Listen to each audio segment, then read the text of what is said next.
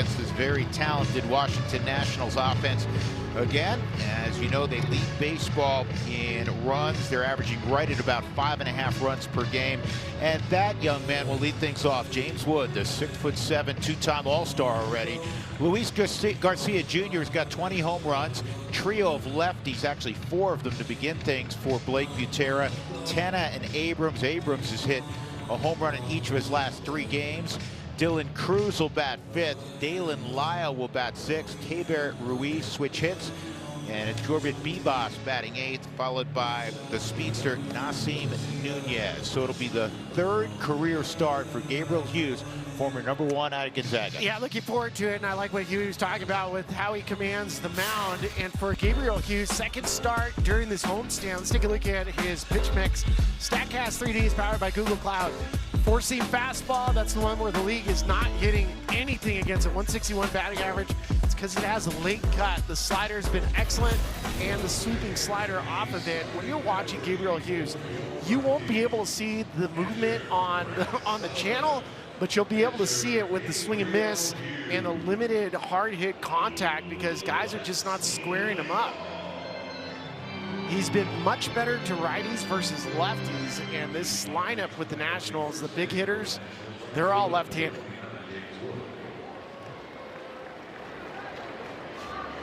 So Wood with an on-base percentage of .401, which is otherworldly, and Gabriel Hughes' first pitch is fouled straight back.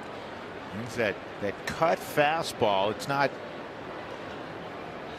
not necessarily by design. It's just he has natural cut on his heater. Well, I mean, we talk about this all the time. His mom loved Mariano Rivera. He studied how to throw that pitch, and it became a pitch that he's learned. Now here's something as he followed it up with a changeup. The league so far, and I know it's early, but they're hitting 161 against that fastball, and he showcases it about 55% of the time. That cuts a little bit inside, so it's 2-1. Well, to your point, Drew, the Dodgers in that start out in LA were just 2 for 17 against that pitch. Yeah, and last time I checked, they have a pretty good line. Yeah. Here's a 2-1. Did he bite? Nope. 3-1. It's already in this at bat. He's seen the sweeper, the changeup, a couple cut fastballs.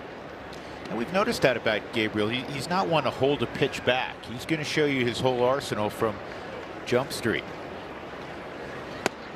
And that's on the inside corner. And that was a perfect display there, Spilly. You saw the late cut. Yeah, it's so subtle that it doesn't have the crazy movement where you can see it, you know, with like a sweeping slider or anything like that. 3-2. And that's on the ground to second. Good start. Julian is there. 1 out. The Rockies defense presented by York Space Systems, and it's Moniak in left, Carrick in center, Jake McCarthy's in right. Willie Castro is playing shortstop this afternoon. Julian, you just saw. It's Karros on one corner. TJ Rumfield naturally is on the other corner. Brett Sullivan doing the catching. Have no fear. Hunter's in the line.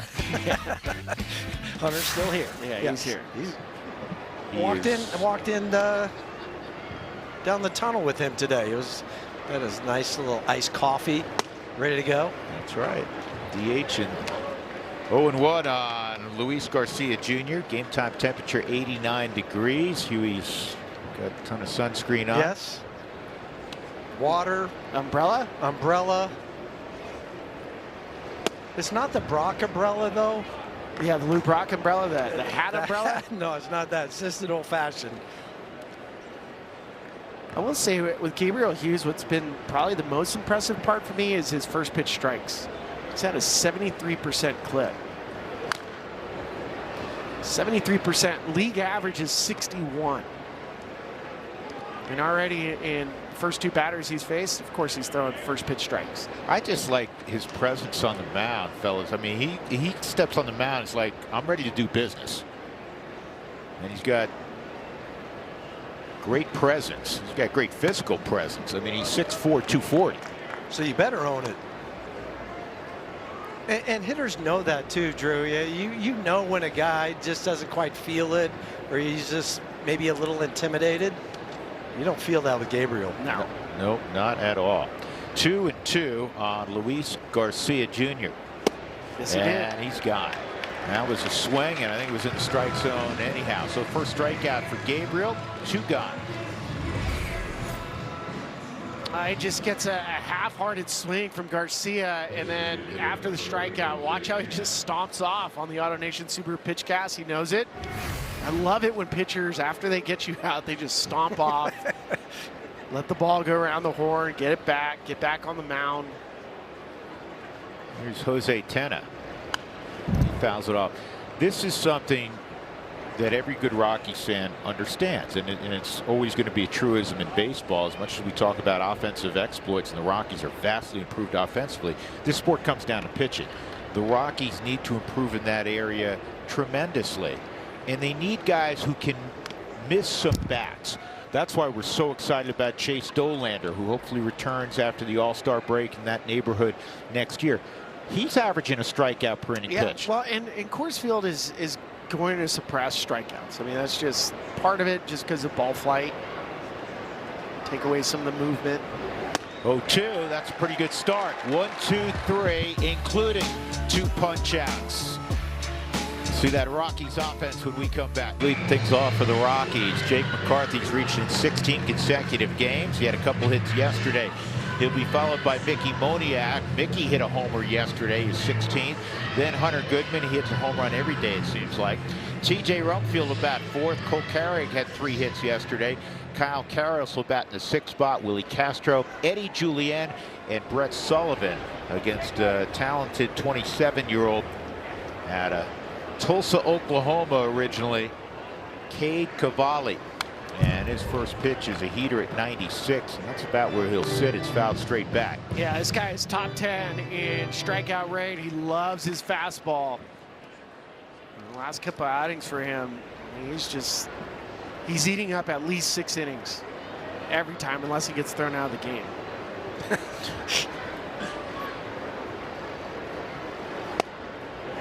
That pitch misses. He's averaging with his 4-seamer just a skosh under 97 miles an hour, and he's got a sub-3 over his last 5 starts. In fact, he was kind of overshadowed in his last outing. Was in West Sacramento because Washington scored 23 runs. This is to shallow left. It's going to drop, and it's foul. And it would have been a double. Jake's already arriving there. I tell you what, Huey, you're at field level. From our angle up here, I thought that was a hit the whole way. Yeah, they're going to take a peek at this too, because just seeing the reaction too from some of the guys. They are not going to look at it though. They're not? No. Oh yeah. Wow. Well, Bruce Streckman was right there.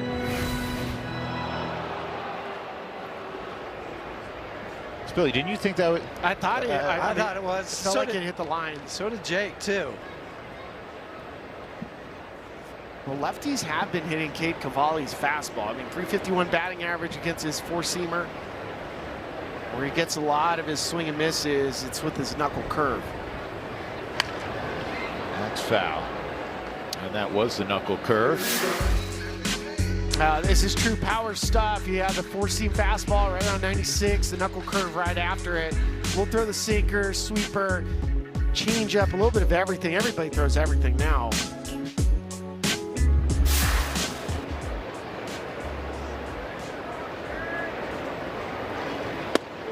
And that's strike 3. No argument from McCarthy. So he goes back to the dugout. And that will bring up Mickey Moniak. Defensively for Washington, one change in center field. Jacob Young's going to come off the bench this afternoon. Dylan Cruz is in center. He's solid there. Dalen Lyle is in left. James Wood is in right. Bibas at third. Abrams, Nunez up the middle. Garcia again at first with Keber Ruiz behind the plate. And Mickey off the end of the bat. Easy play for Nunez. So here comes Hunter. Well, for Hunter Goodman, 31 home runs on the season. And give you an idea of where all these pitch locations are. It's a little bit of everything, right? Pull power, he always has that. But even some of the pitches that he backs up, you can see how deep into the strike zone it gets. Those are the ones he hits opposite field. It's been so impressive. I mean, we just haven't, we're not accustomed to seeing 30 homers from a catcher. Well, the Rockies till last year hadn't had a 30 homer guy since 2019. Charlie and Nolan, I believe, that year surpassed 30+ homers. And now Hunter, as you said, he's going to charge past 40. Here's the 1-0. 2-0. And I want to repeat something you said, Spill, in the open, which is so impressive. When do you hit homers? He has 8 home runs in the 8th inning or later, which leads baseball. If you go back 1 inning, he has 11 home runs in the 7th inning or later. That leads baseball.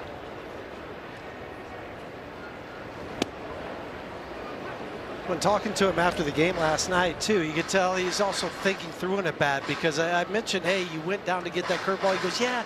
He goes, he had thrown me 3 or 4 in that at bat, so I was kind of anticipating it might be that pitch again. And so it just tells you he's just not up there just free swinging. 3-1 is Cavalli.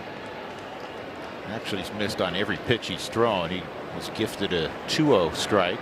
Well, just think about this with Hunter Goodman. Again, 2 times he's hit 30 home runs as a catcher. It's only been 58 30 home run seasons in Major League Baseball history by catchers.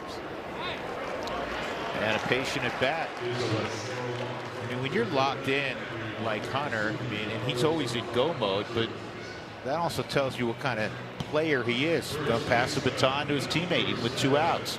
TJ coming up. Who wants tacos? Fans, when the Rockies do score 7 or more, as they did last night, go to participating Colorado Taco Bell locations the following day between 4 and 6 and get your Rockies taco special, maybe personally from Ryan Spilbords. I'll give it to you. Give Moss a Taco Bell. Which one are you going to be at, Spilly? I'll swing by there before he gets a flight tonight. I'm going to go to the one at Denver Tech Center. Okay. It's where we record our commercials.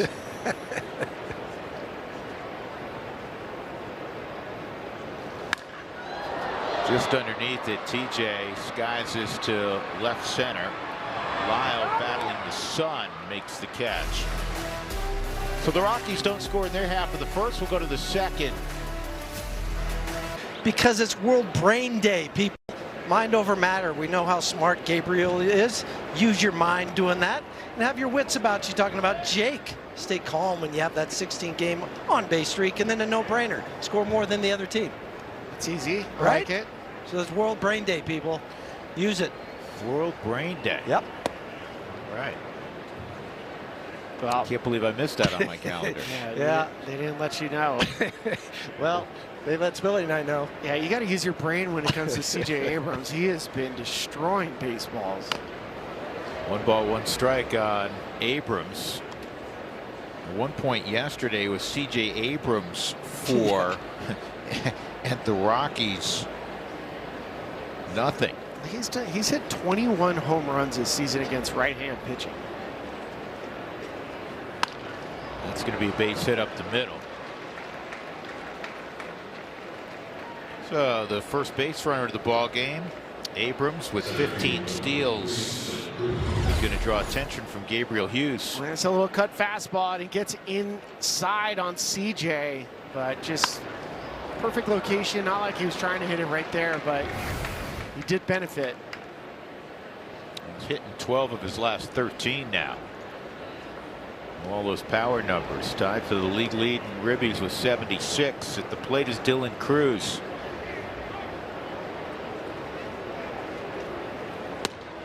And this is where Gabriel's been fantastic. He has carved up right-handed hitters. Righties are hitting 130. He doesn't really have a pitch that he'll throw inside. He does throw a slider upstairs. He induces a high fly ball to shallow center. Carey, does he see it? Oh, man. That ball sitting up in the high sky in the sunlight. not caught. You've got between Julian and Carey. Yeah, I was watching Carrick. I mean, he wasn't going full speed off the bat, took a false step backwards. And then as he was getting closer, he's hoping Eddie would catch it, but Eddie was nowhere near the baseball just because he never saw it.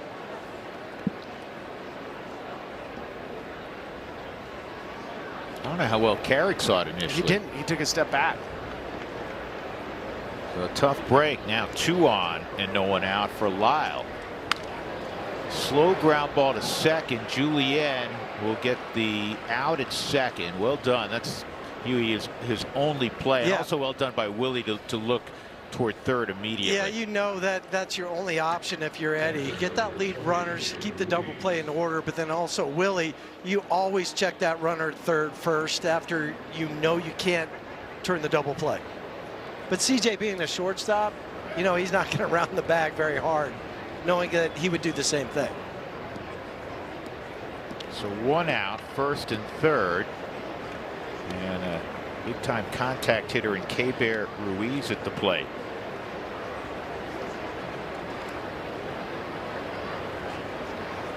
Yeah, different in that the guy I'm about to compare him to, and I'm doing this in one aspect.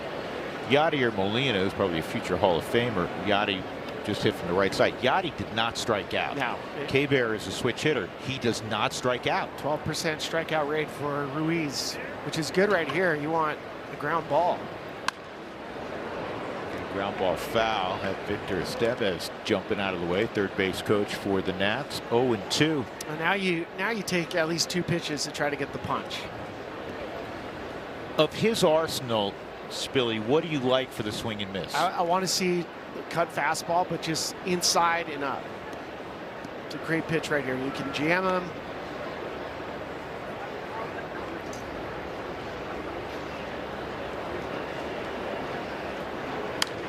That's exactly where he went, and you're going to get an easy out. Karros makes the catch in front of Willie. 2 outs. Great call, Spilly. I mean, it's just based on situation and what Gabriel has. And think of the last 2 balls that were put in play. Dalen Lyle, I mean, his hand still hurt, right?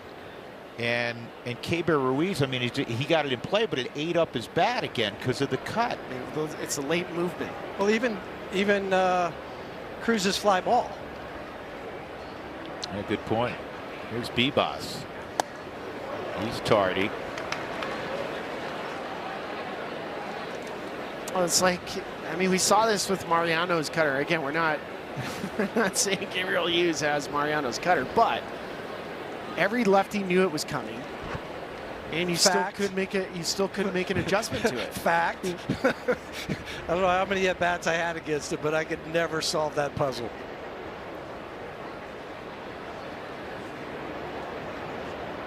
Oh, 1, and there's a go foul. Fortunately, it does. That would have been really unfortunate.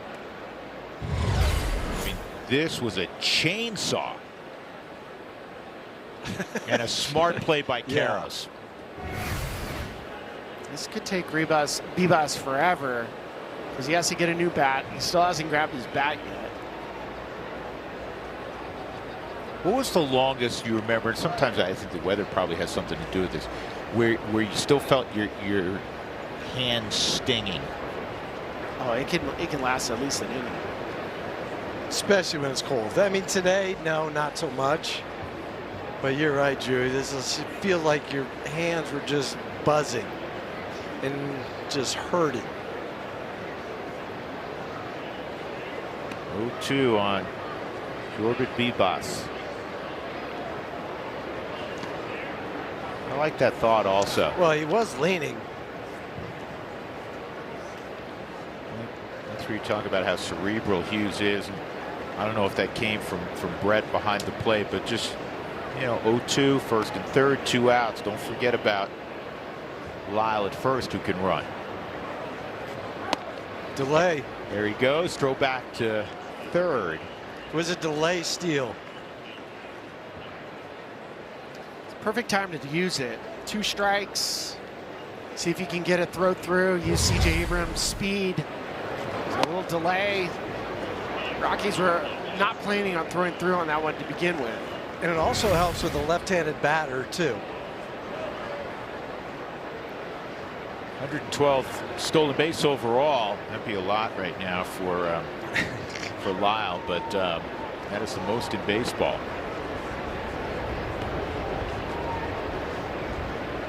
One and two. Did he go? Yes, he did. Yep. End of inning. That's great pitching by Gabriel Hughes. Gets out of a little situation. Leaves runners at second and third. No score. Middle of two. Got him on the hook. Odds is brought to you by Bet365. One or more home runs today for Cole. You want to make some cash? Plus 600 if you think he's going to go yard. Cole 7-14 on the homestand. Rockies with a win will depart from Milwaukee at 3-3 on this first homestand after the All-Star break. 3 singles, a ribby, stolen base yesterday for Carey. He can fill up the stat sheet.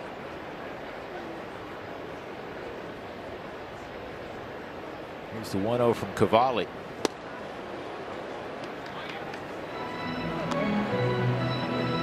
Cade's from Bixby, Oklahoma. It's a suburb of Tulsa. He went on to Norman and was a star at the University of Oklahoma. And initially, he not only was pitching, but he was swinging the bat there as well. Played a lot of first base, outside. You see, I mean, he's a big guy, former first-round draft pick. Yeah, he's a horse too. I mean, he and Gabriel Hughes look the part. Yeah, they really do. 2-1, 3-1. There's 98. Cavalli kind of has some of those markers with gets good extension, fastball plays up.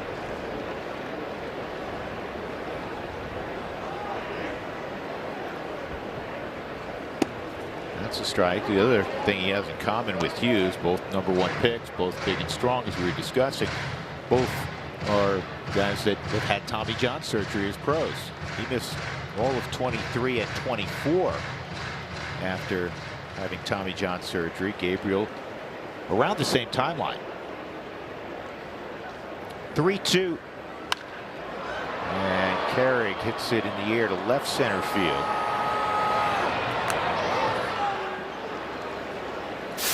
Well, we're excited to welcome Avs faithful and Nuggets Nation to Coors Field for a bunch of new theme series, crossover nights. Each night is a separate ticket package that includes a limited edition Rockies crossover item. Visit Rockies.com/themes to purchase. With one out, Kyle Karros will come up.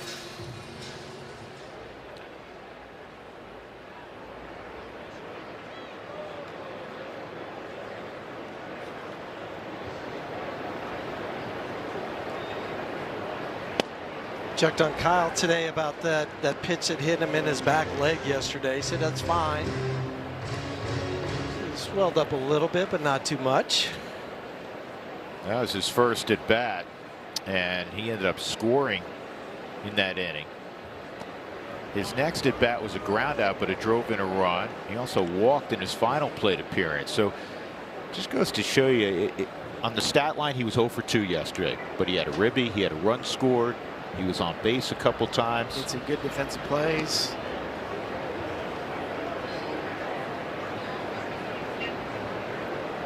He had a phenomenal catch. Diving to his right earlier in the series. Here's the 1-1.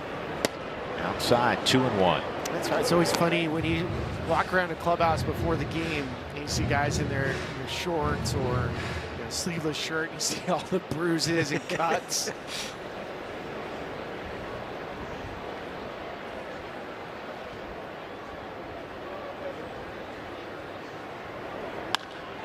This ball to left's going to drop for a base hit. And Karros seeing a little bobble, heading to second, and he's in there. Dalen Lyle didn't pick it up cleanly in left center field. Karros was eyeballing it the whole way. Great base running. Well, it's first off, let's talk about this swing. It's a 97-mile-an-hour fastball in off the plate. Watch how he pulls his hands in. That is really nice and tight. Gets barrel to it, has a little fade away from Lyle. And then as you're running, this is where, as a base runner, you have to just keep your head up.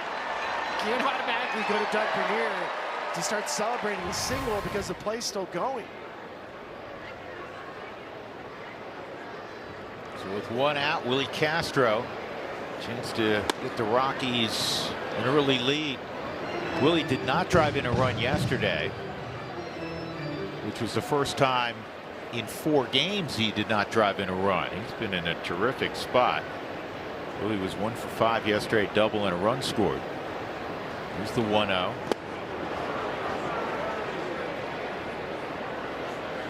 Haven't scored it officially yet. I think it'll still be a single and an error because Kyle paused for a moment.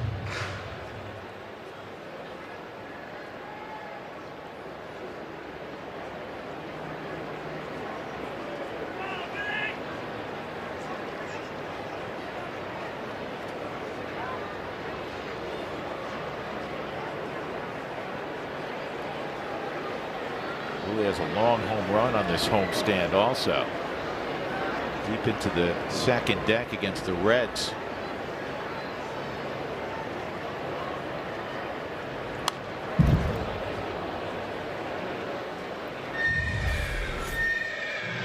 So here's Dylan Lyle.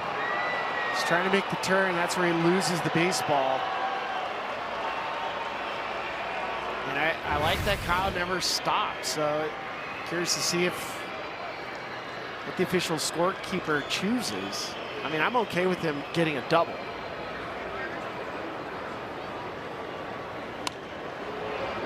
I just think you go back, and I don't know where the first time you heard it, but I love the phrase, everything is a double until they field it into a single.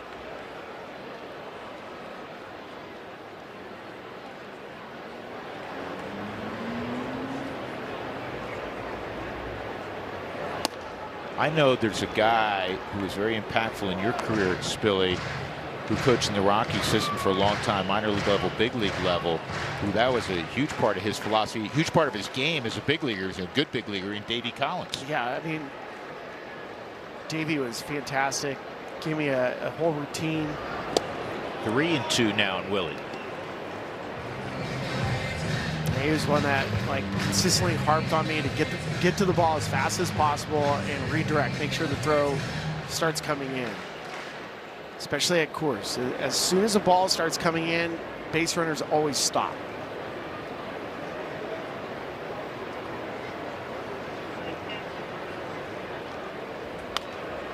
Don't assume anything, Huey, right? No. If you go hard and you see that little bobble, keep going. Yeah, the guy for me when I was with Montreal was Tommy Harper. Tommy, another good major leaguer. Yeah, Tommy ended up playing 15 years in the big leagues and over 7,000 at bats. He was that same way. This loud down the line, it is foul.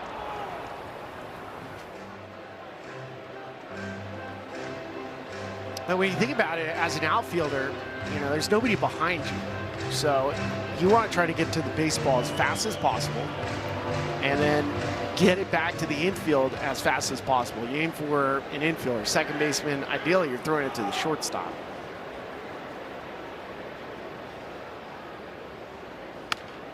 This is back to Cavalli, and he picked it up backhand, and now they have Karros hung up. He's got to get Willie to second, and he will. It's a good job by Kyle. And he had to stay in that rundown long enough to get Willie back to scoring position. Pretty good pickup by Cavalli. Yeah, it's a great pickup, and it's so hard as a base runner. It's going to be our good hands replay. And for Cavalli, I mean, you feel the ball behind your back. There's a little luck involved, but he also fielded his position, went to third, and then finishes the play. It's a nice play by the Nationals. But to your point, Drew, Karros was waving Willie to second. Like, come on, I'll stay in this long enough. opportunity for Julian with a runner in scoring position with 2 gone. Eddie takes a strike.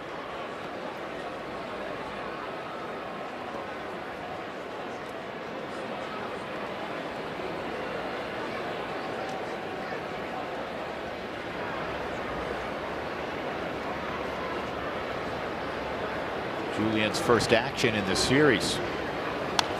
Good swing, 0-2.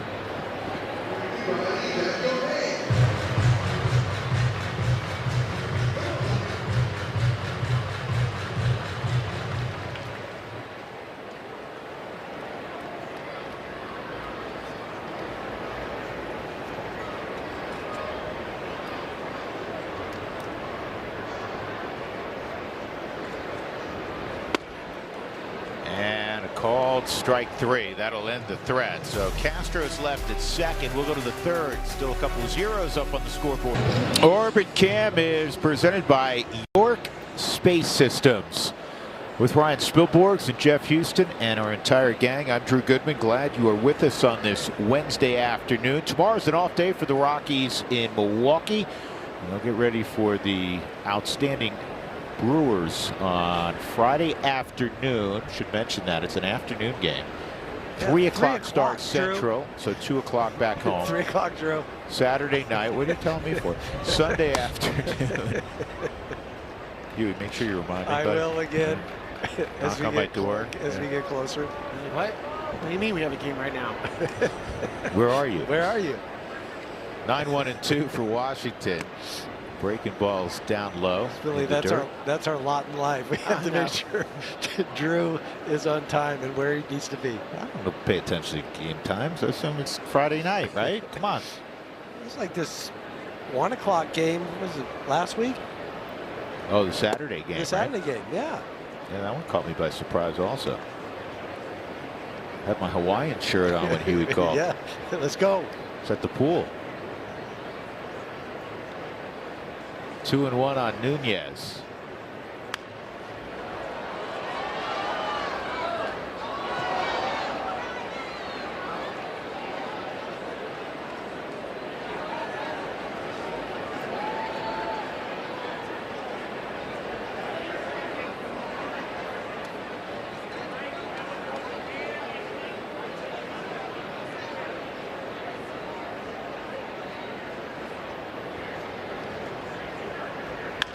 Ground ball to first, and Rumfield stayed low to pick up that last hop. 1 out.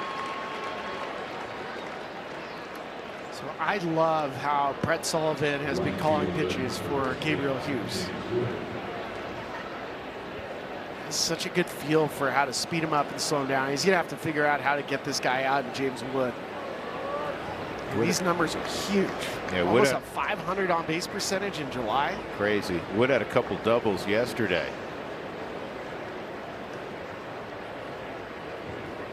I keep pointing this out, fellas, because it makes it that much more remarkable. His absurd numbers in July, and he went to West Sacramento where everybody gets 7 hits on a weekend, and he went 1 for 14. And I'm not ashamed to say it. James Wood is one of my favorite players to watch. I mean, he is 23 to have his command of the strike zone and his power, speed. He's special.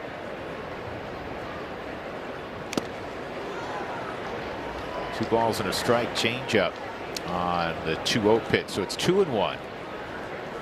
And that's what I'm talking about with Brett Sullivan. You go 2-0 changeup. That's not the pitch that James is looking for. He's looking for the fastball, and he might see the slow breaker.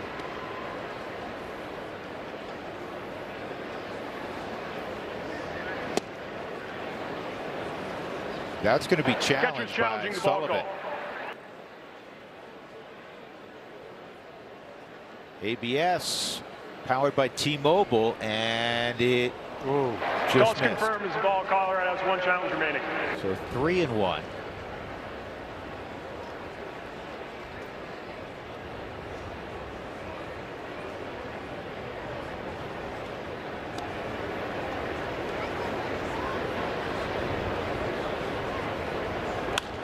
Line drive right at Caros, 2 outs.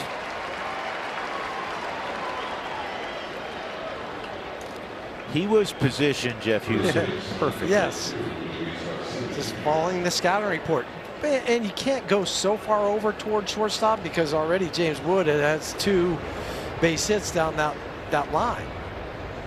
Yeah, absolutely.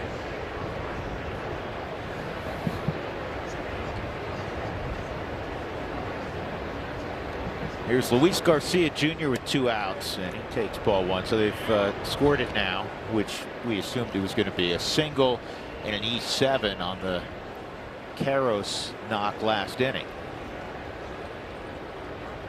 Okay. I'll make that play, Huey. No Come way. on. I'm diving out of the way. I don't have a glove down here. You got your hands. What? See? I'm diving. No. I didn't see him. Where did he go? Yeah, exactly. Under his chair. I was hiding. Well, you just lost the ability to criticize Spilly anymore for No. positive I at least stick my hand out. No, when you're up there too, I've seen you dive under the desk. So don't give me that. You talking about me? Well, Yeah. both of you. I never dive. Oh, here we go. Here we go. You guys are the players. See, Did you get that one? Come No, on, Bo man. got You that didn't one. duck away from that. I did not duck on that one. Bo. Never mind. You keep it. He doesn't want it. He's got like 400 baseballs at home. No, but he gave it to a Mets fan. That guy lost? Yeah. 2-2. 3-2. See, you can see me right behind Doug. Doug's trying to reach for it. Yeah, kind of out of your. Yeah, out of see, your it's like range. A little bit way out of too your far. range, And What, I was you- expecting Doug to get it. You're not allowed to dive? No, I don't want to get my pants dirty before I get on the flight. This is top foul.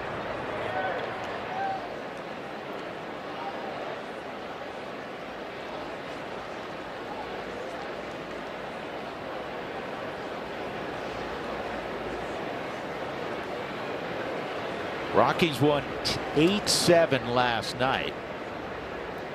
No score here in the 3rd with 2 outs. Gabriel Hughes trying to get Garcia Jr.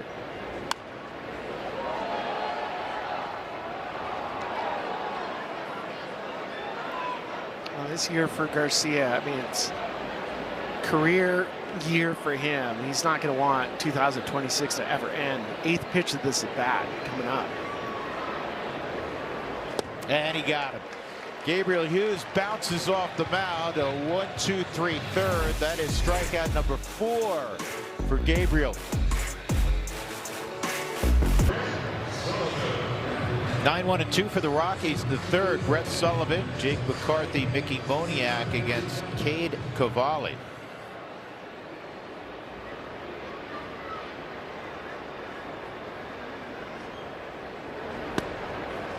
Brett takes a strike. It's kind of nice watching some starters just going back and forth. Hughes against Cavalli.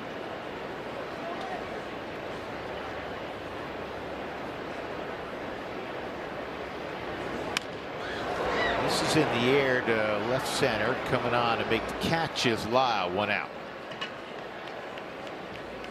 Jake McCarthy caught looking his first time up, but that has been unusual. He has reached his 16 consecutive games, a .355 average. And how about 19 ribbies over those 16 games? Yeah, that's probably the thing that stands out the most with Jake McCarthy is the amount of stakes he's had. Especially hitting at the top of the lineup. So kudos to the bottom of the lineup for getting on. 1 on Jake. Well, both Cavalli and Gabriel Hughes today, first pitch strikes. They're right around 70% for both of them.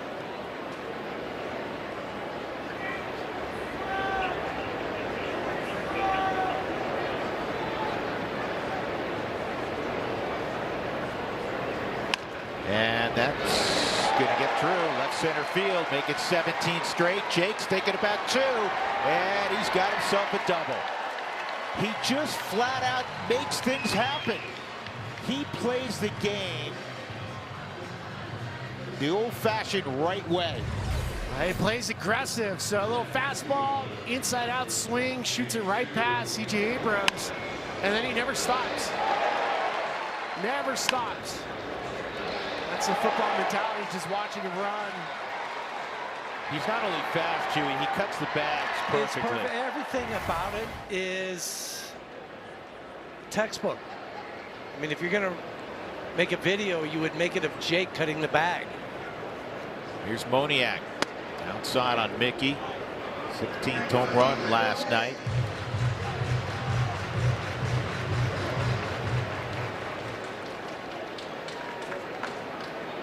Got a robust 890 OPS.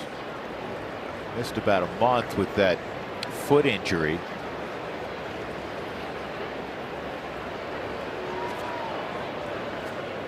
He's torn up right-handed pitching.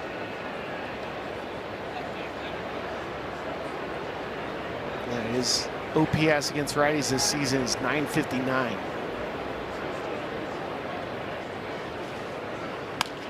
And this ball to shallow center. Cruz makes the catch, 2 gone, and that'll bring up Hunter Goodman.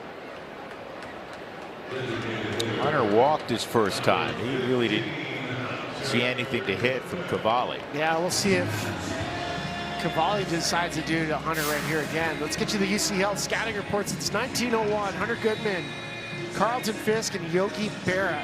Those are catchers to lead their team in home runs in back-to-back seasons. It does not happen often.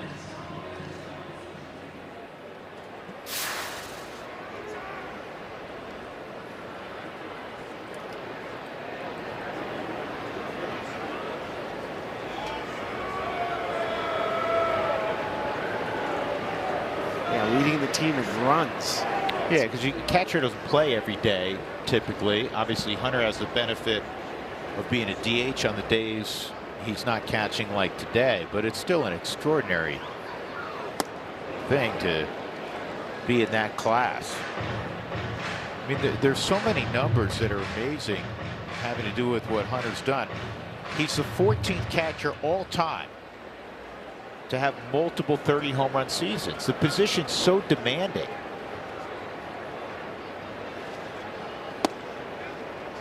That's a called strike. 0-2. Probably don't talk about this enough either, Spilly. Catchers, you were mentioning bruises earlier, their forearms are always beat up. Hands, beat up. And then you got to go grip a bat and swing it. Exactly. And you gotta, manage a pitching staff and an umpire and game planning. There's just so much on the plate of a catcher where if you don't have a good catcher, you don't have a good team.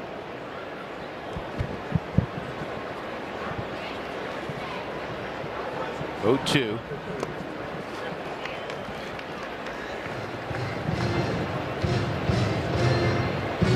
And you can certainly see why the Nationals love Cade Cavalli.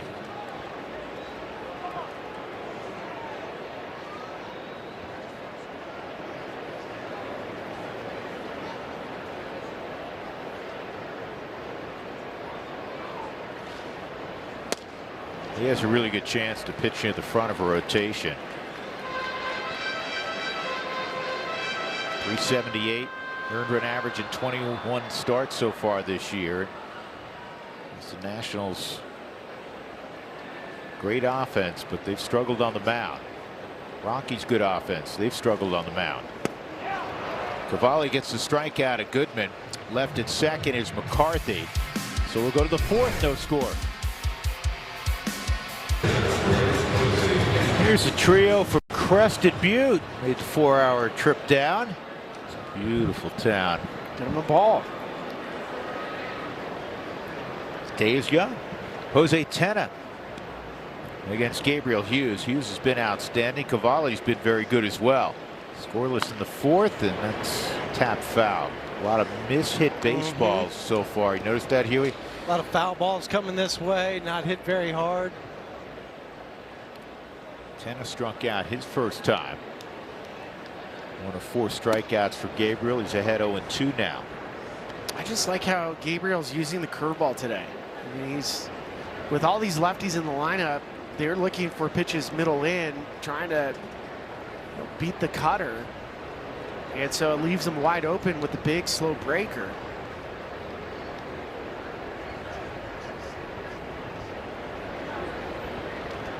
Here's the 0-2. He went to the curveball there. Well, and I like the curveball better than the changeup, just because of the speed separation.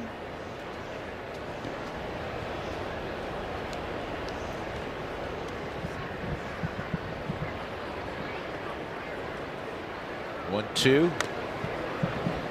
Because the speed difference, to give you an idea, so his four-seam fastball today is sitting right around 93 miles an hour. The curveball is averaging about 77 miles an hour. The changeup is at 87. So that big difference between fastball and curveball makes it really hard to hit. Change the eye level with that fastball. Give Tena credit, he fouled it off. Top of the order was great yesterday for Washington. The top four went 7 for 16 with 5 runs scored and 6 driven in. Here's the 1-2.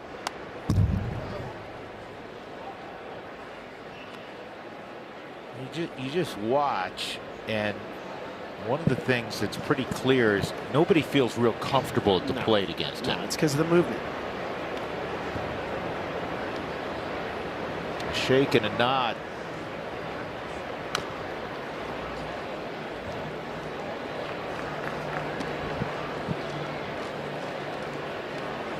Tena's hanging tough. He is. The other thing too, 52 pitches, just 17 outside the zone.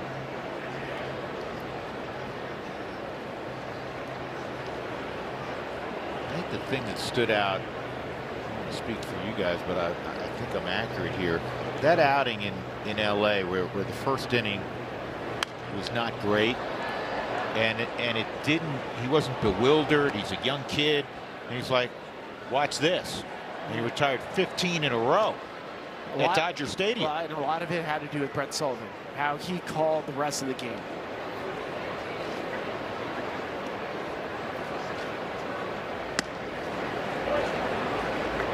I just think it shows too also the importance of Brett Sullivan. Not a big time name coming into spring training, but the way he has kind of been that leader of the team in the clubhouse. 3-2. I mean, you can't say enough good things about Brett.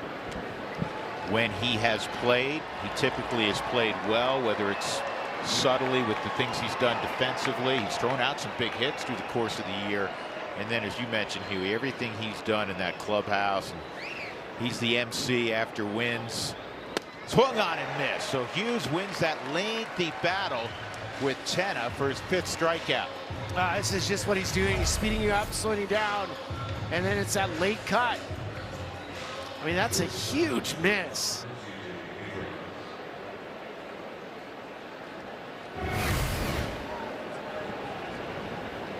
Abrams rolled one up the middle his first time.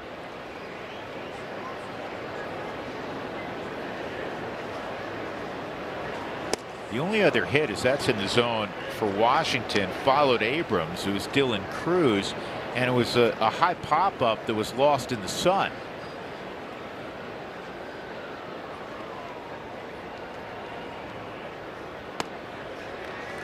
Oh, 0-2.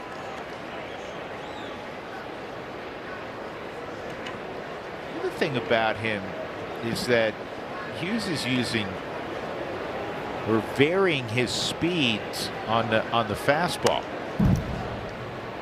There's 94 with cut, but the previous pitch, Billy, was 88. Yeah, I mean, he's pitching. He's doing what you're supposed to do. You manipulate the hitter's timing.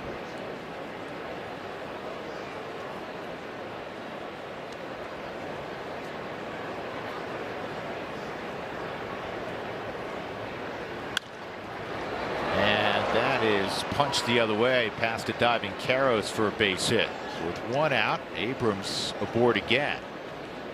That's just really good hitting for C.J. Abrams. Not trying to do too much. Little backdoor cut fastball. Just drops the barrel on it. That may be the hardest hit ball of the day against Hughes. That head positioning was textbook.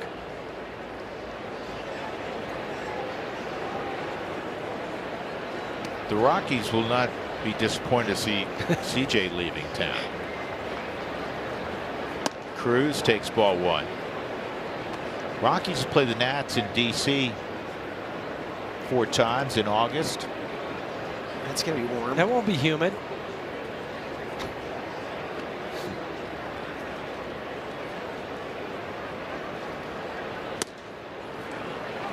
On the corner, 1 ball, 1 strike. There's always a handful of places where you look in July and August, you're like, let's try to avoid that place. It's going to be sticky. I just think back to Cincinnati, Washington.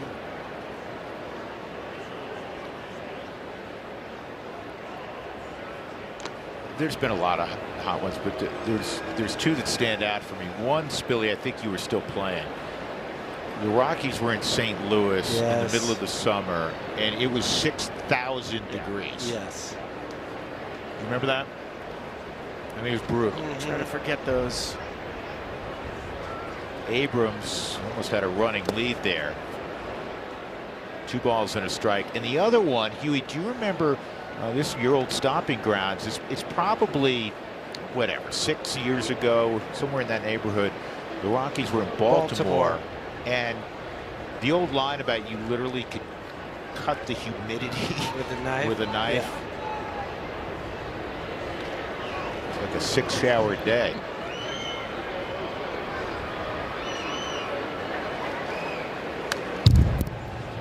I played a summer in Round Rock, and that, oof. Taking BP, and it's 104 degrees at 4 o'clock. Well, think about, we were just in Vegas, what, a month ago, month and a half? Can you imagine playing a whole summer in Vegas outside? Outside, no. You would lose 15 pounds. Easily. Yeah, that wouldn't work. 2-2. He's trying to freeze Abrams. So Dougie has an extraordinary memory. Dougie was on that trip.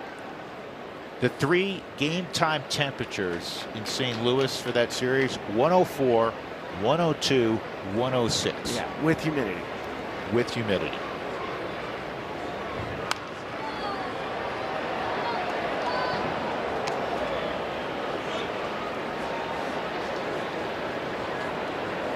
But I'd rather play in extreme heat than extreme cold.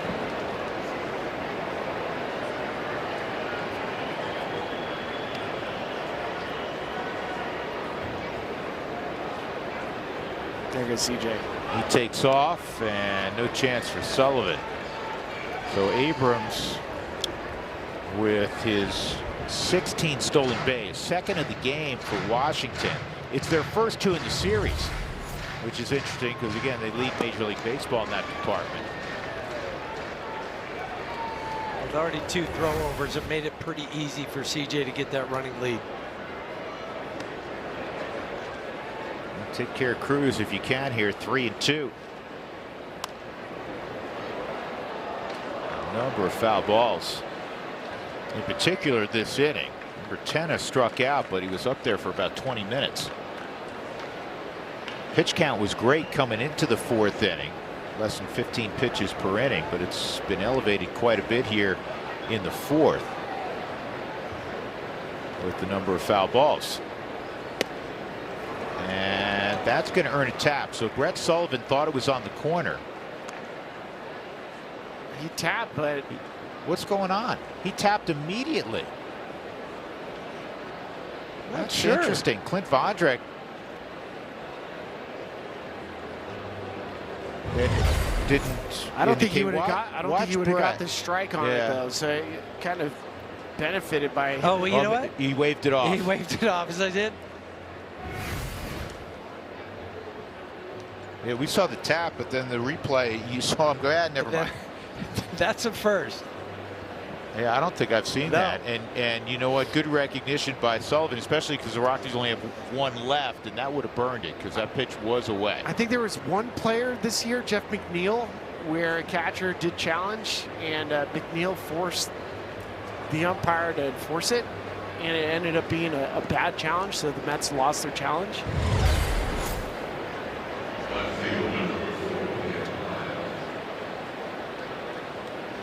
I mean, what is the ruling on that? I mean, can you say, hey, never mind? That if you say it in the same breath that you're basically saying, hey, I want, you know what, I don't want it. Maybe he didn't verbalize it. I don't know. That was weird. Glad he didn't honor that challenge. Yeah, 100%. Dalen Lyle with 2 on and 1 out inside.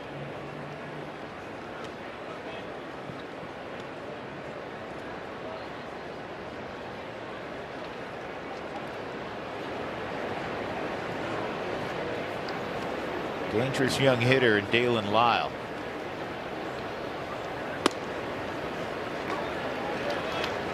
He's had a triple in this series. His overall numbers last 13 not great, 143, but this is part and parcel of the baseball season. Yeah, this is a good hitter.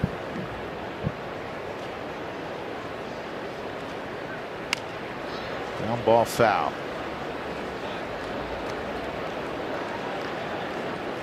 You really don't see aggressive swings with Gabriel Hughes. I mean, everything's just, get off me, baseball.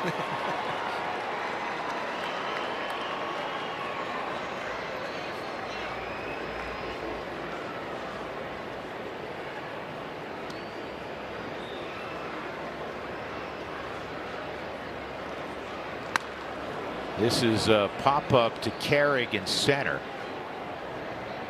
That'll be out number 2. The only hard hit baseball he has allowed was that opposite field single by C.J. Abrams on the 0-2 pitch. Yeah, with 2 strikes, that's and it. He just dropped the barrel on it. That was it. 2 gone. Keibert Ruiz, who popped to third, he got jammed big time in his first at bat. His first look at Gabriel Hughes.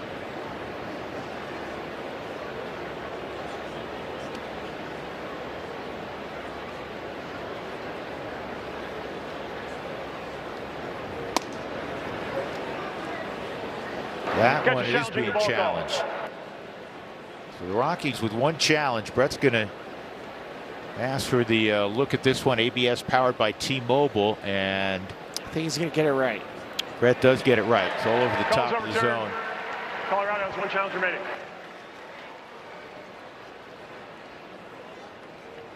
There it is on the Auto Nation Subaru pitch cast right at the top of the zone. Brett adamant about the challenge this time.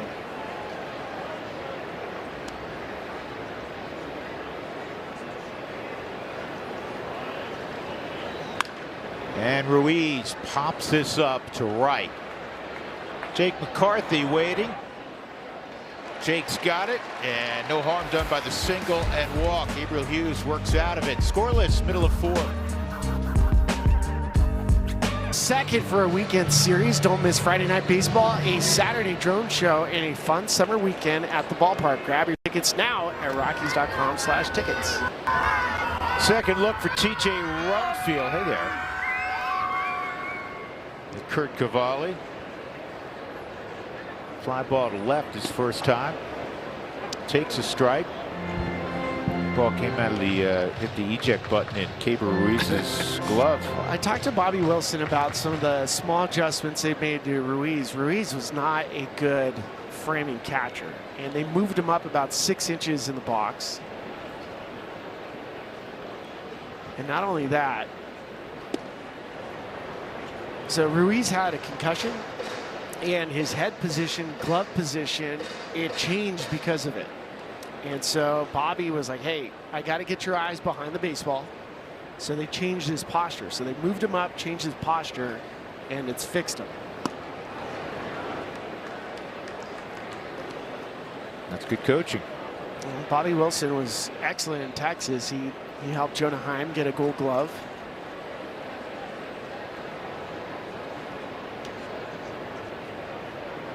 Two and one on the Rockies Texan TJ Rumfield. 3-1. That's being challenged by Ruiz. ABS powered by T-Mobile.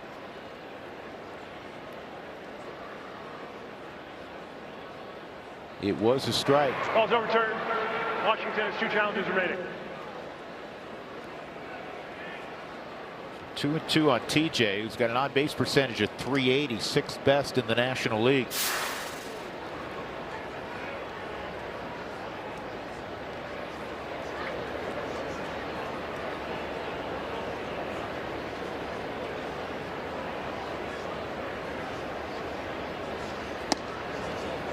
3-2. Both of these pitchers facing their respective opponent for the first time. Obviously, Gabriel Hughes is making his 4th appearance in the big leagues. Cavalli is making his 33rd career start.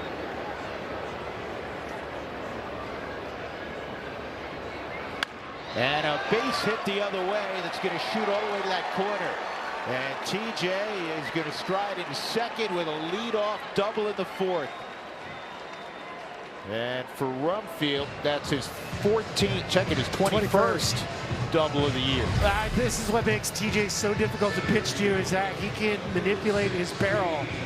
This is not a bad pitch from Cavalli. He wants it away, exactly where Ruiz was set up. But TJ, she's too good of a hitter. That's why Cavalli was kind of staring him down as he was running towards first and then in between first and second. Like, dude, that's I put the ball where I wanted to, and you hit it that hard the other way. Yep.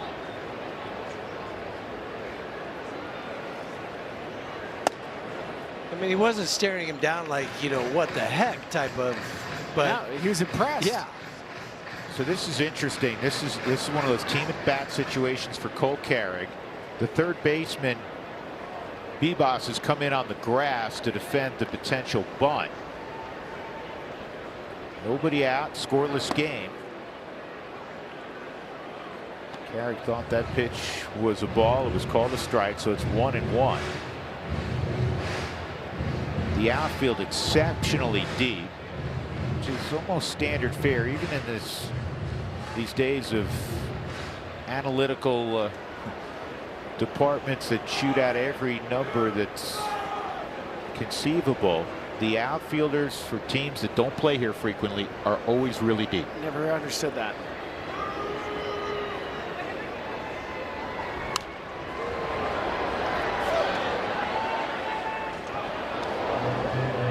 Cole a little upset with himself. He had a pitch he thought he could drive.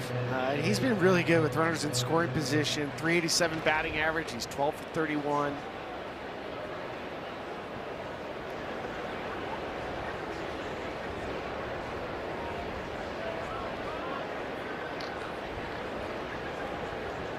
One, two, and he goes down here. So give Cavalli credit. He dialed up 98, the hardest pitches he's thrown today, and he gets a strikeout of Carrick. And this is where, you know, certain guys, they have an extra gear that they can get to when they have somebody in scoring position. And he just reaches back and says, hey, try to hit this. You're not TJ Rumfield. The thing that stands out about Cavalli, he has the highest strikeout rate, also has a very high ground ball rate. Above 49%.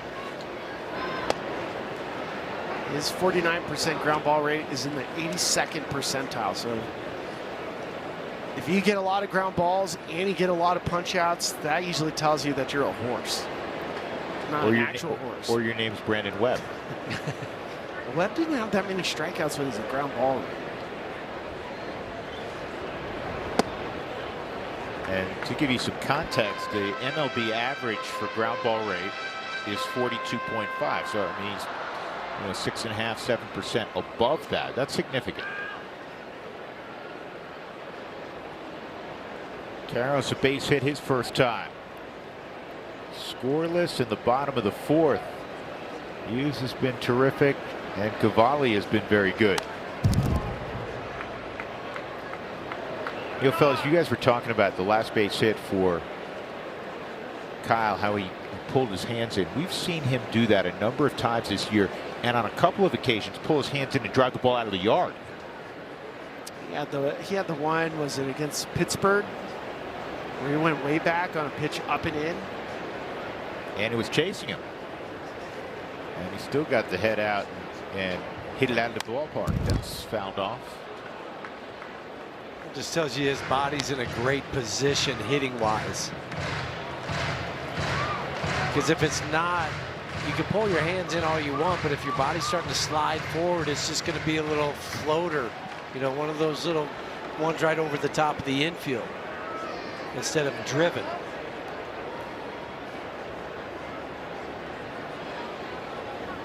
One and two on Carros. Foul ball right over Willie Castro's head. Willie's on deck.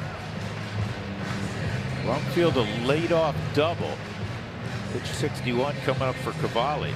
And Cavalli does not give up leadoff base runners on the season. It's a .067 on base percentage leading off the inning. So you have to take advantage of a leadoff double.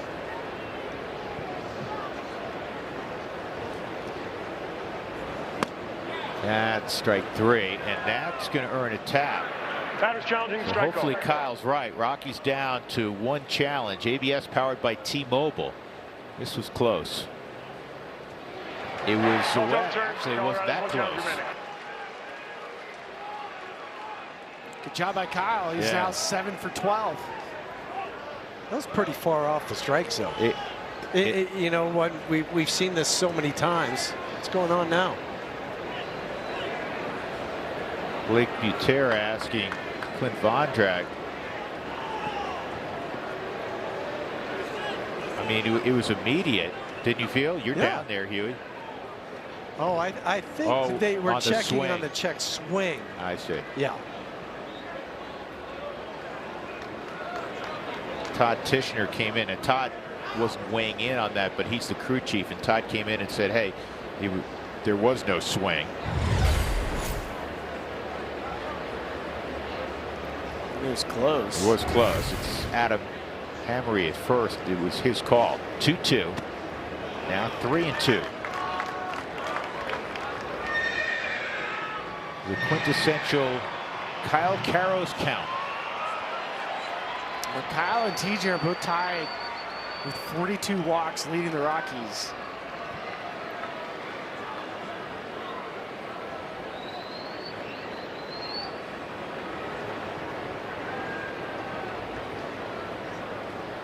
Rumfield at second.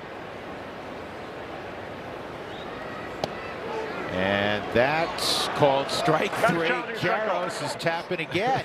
And Kyle believes he's going to first. ABS powered by T-Mobile. And he wins again. You talk, Huey, about knowing the strike zone. Wow. You know, the first one you said, okay, that was a good baseball out.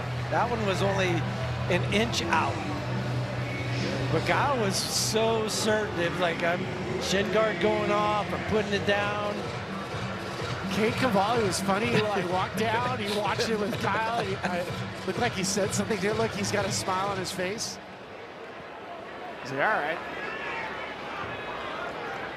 So 2 on, 1 out instead of a runner at second and 2 outs. You know, going back, obviously we're several months into the season, but the whole ABS thing has been, you know, 8 thumbs up for me. Yeah, it's been great. In every aspect, because there's strategy behind it. Well, there's strategy, and it also has silenced the dugouts. You have nothing to argue anymore. No, you want to argue balls and strikes? Challenge. Challenge it. 1-0 on Willie. 2-0. Now you're in that mode where you've got to come in there and you look for that quote-unquote mistake, something that's more centered.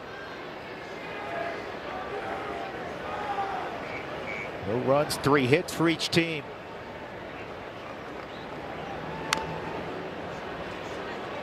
He went off speed, 2-1. Castro at Coors Field, he's been excellent with runners in scoring position, close to a 400 batting average.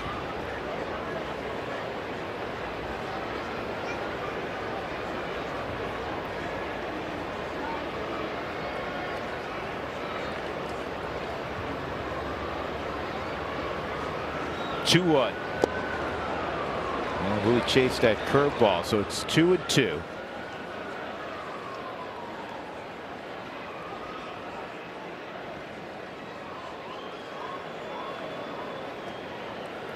Cavalli's very deliberate. He also does not give in.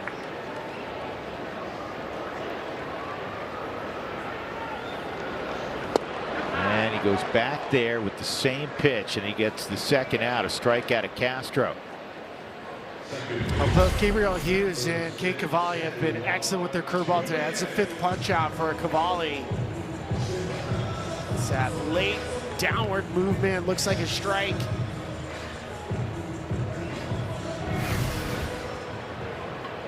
They need a 2-out knock.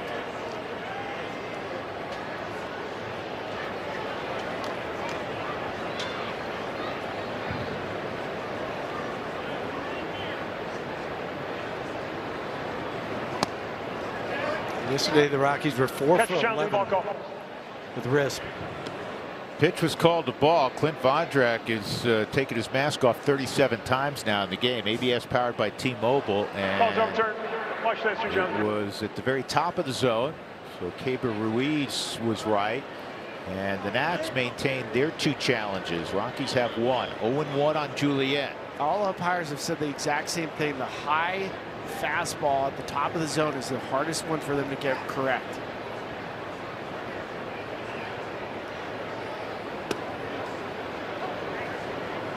Two strikes on Juliet.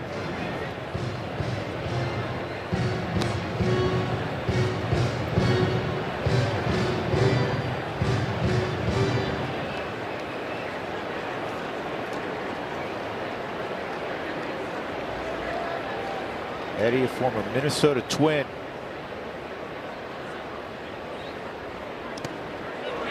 I almost hit him.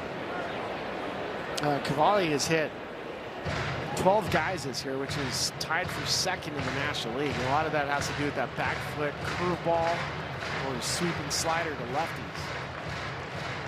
That's a nice pick, though, from Ruiz. He'd have to go from the backstop.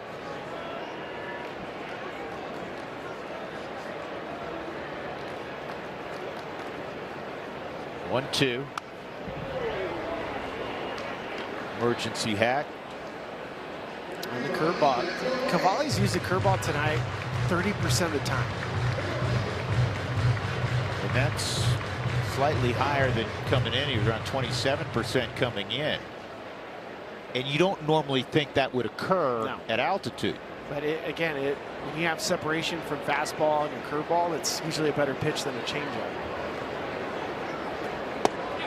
And that's a pretty late tap by Ruiz. I think Julian thought it was strike 3. Julian saying, hey, that was a late tap. And so was everybody in the dugout. Calls overturned, batters out. And it is a strike. That'll end the inning. ABS powered by T-Mobile works in favor of the Nats there. Rockies lead 2-odd. Scoreless going to the 5th. Here's the matchup on the mound. Gabriel Hughes, Cade Cavalli through 4 innings have not allowed much. 5 strikeouts for Gabriel. Cade Cavalli has 6. Both are in the mid-70s in pitches so far. Get a little break here because Brett Sullivan needs something from an equipment standpoint, I believe. No, he needs pitch count. Yep. And both guys have had to work out of a couple of minor situations. Gabriel Hughes in the 2nd and in the 4th. It'll be 8-9-1 for the Nats here in the top of the 5th. Bebas, Nunez, and then James Wood. It's poured over the outside corner for a strike. Yeah, he continues to pound the strike zone early in counts. And also both guys, both teams have had some traffic, not a ton. High fly ball, deep right field on the breaking ball, and it is off the wall, and it kicks away from McCarthy. Heading towards 3rd is Bebas, and he'll have a leadoff triple. Have to watch on the replay how close Jake came to making this catch. It feels like it was very close, but now the Nationals knocking on the door of a run. There's an elevated curveball, one of the few mistakes Gabriel Hughes has made. We'll watch Jake McCarthy. He gets to the wall, starting to time it.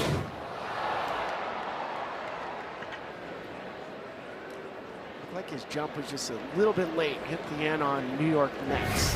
And then went off his body. And that's why it kicked away.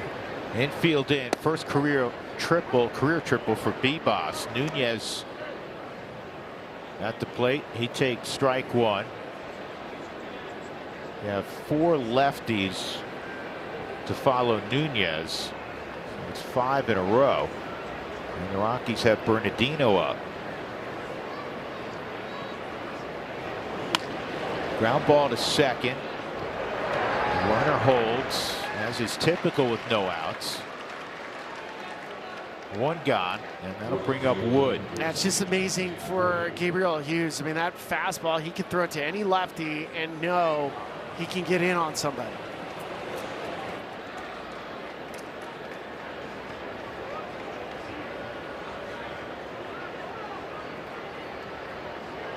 Wood a ground ball to second, and he lined out to Karros.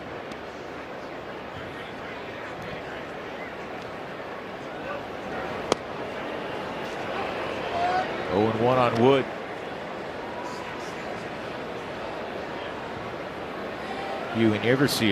Whenever you see a guy with great bat speed at the plate who's a big man, I always think about when the infield's in. That could not be comfortable. No.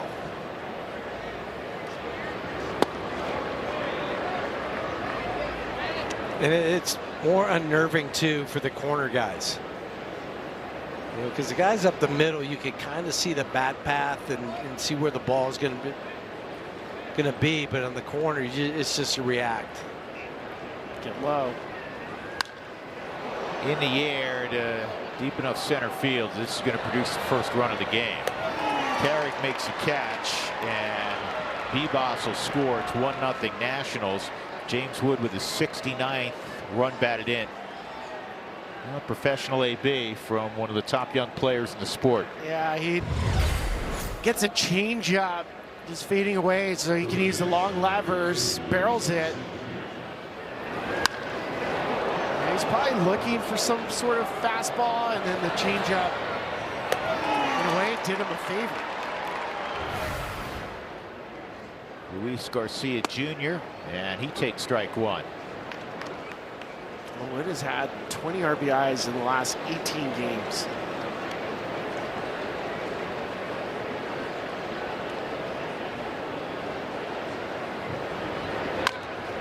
This is bounced toward Karros on the move. He'll throw out Garcia.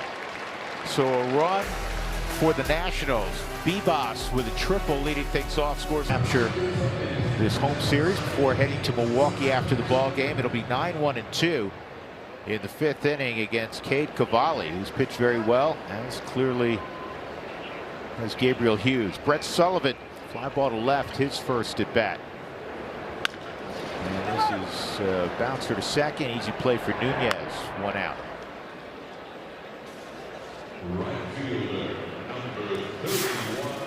Highest OPS in the National League since June the 1st. Here's the group.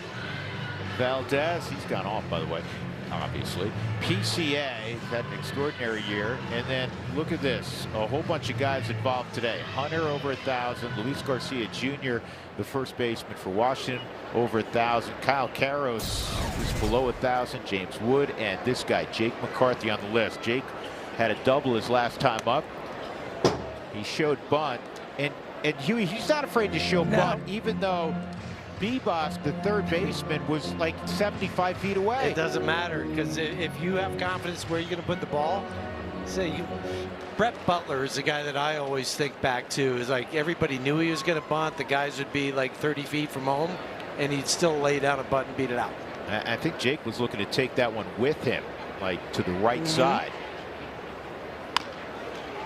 This is to first, and Garcia is holding up kind of the hand. Hey, I got this one to Cavalli, and then he looked up. He says, "I better hustle. You better go fast." Well, Mickey Moniak in his last couple games against the Washington Nationals has done a lot of damage.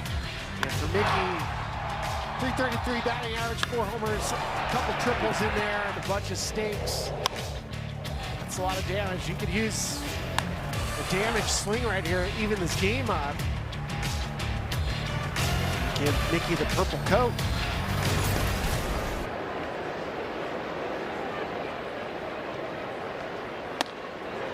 13 of Mickey's home runs have come here at 20th and Blake, 1-0.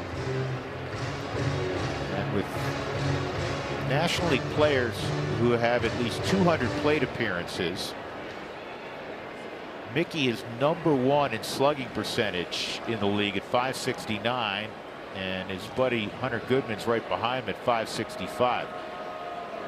Now, Hunter's qualified. Mickey, because he missed the better part of 4 weeks, is not. James Wood is right there. James is qualified. Ty France, whose name's now coming up in trade rumors as so many players. Padres are kind of teetering around 500. Kyle Schwarber will not be traded. Spilly, you were asking me earlier. No, he will not be traded. He won't. No, he's not going anywhere. You could say that on your radio show. So I heard this from Goodman, that Schwarber's not being traded by Philadelphia. My personal insider. Yeah.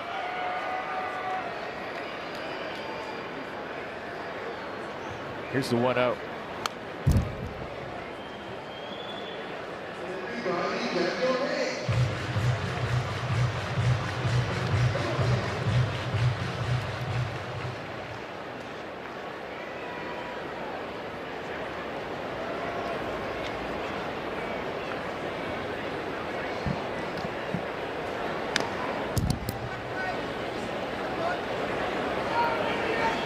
Two on Moniak. Mickey gets to go home next road trip. So Rockies after Milwaukee will be in San Diego.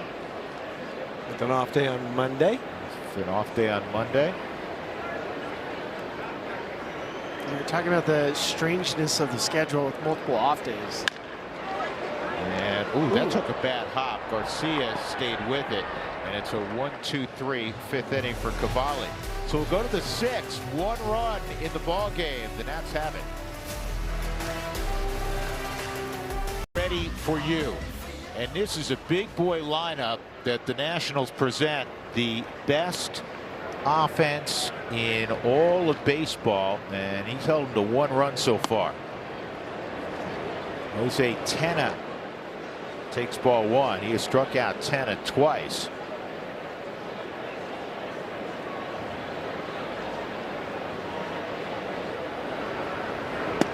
He's allowed just 4 hits, and it's really 3. There was a pop-up that was lost in the sun. Yeah, I'm kind of curious to see what Schaefer's going to do. You got Bernardino is hot, and so you wonder if it's just batter to batter. If he gives up a hit, you go and get him. Or is it to go get C.J. Abrams, who's on deck? Either way, in that he's handled Tena twice with the punch out, though. In fairness to Tena, he's fouled off a lot of pitches. Yeah, C.J. does have 2 hits off of him. Yeah, I think it's to get C.J. 3-1 on Tena. You know, barring a pinch hitter, after Abrams, you have Cruz who hits from the right side, and then you're back to the left side with Lyle. 3-1, and that's pulled through the 3.5 hole. So it's a lead single for Tena. And here comes, I thought I saw Warren moving. He's moving. Yeah, now he's coming out. So it'll be a 5+ outing for Gabriel Hughes. He was impressive yet again in his 3rd major league start. When we come back, the Rockies' extraordinary bullpen lefty, Brennan Bernardino, will take over.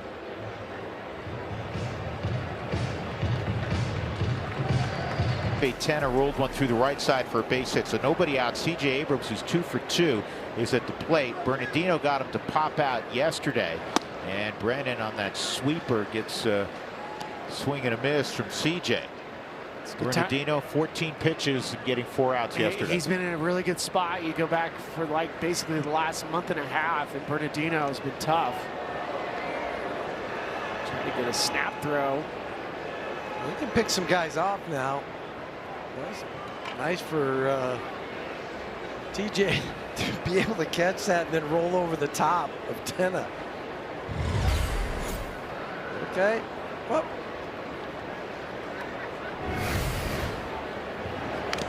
Looked like he was coming off the top turnbuckle. Yeah. WWE. Let's go.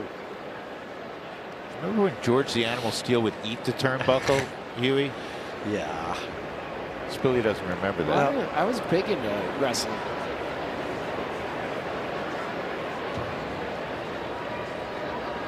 Another snap Got throw. him. He got it. Yeah, he did. Tanner picked off by Bernardino. This snap throw is going to be the Xfinity defensive play just because it cuts down the leadoff base runner. Check out the tag from TJ. I love it. God, that's huge. Really great play to get rid of 10 in a one-run game. And now you can focus in on Abrams. You're ahead 0-2. And now Abrams has got it just like that. Huey, there's 2 outs. Man, the momentum swing just in the last, what, 2 minutes? Pick, yeah, a pick and a pitch. Yeah. First you get that, and this is why you brought Brennan in to face C.J. Abrams.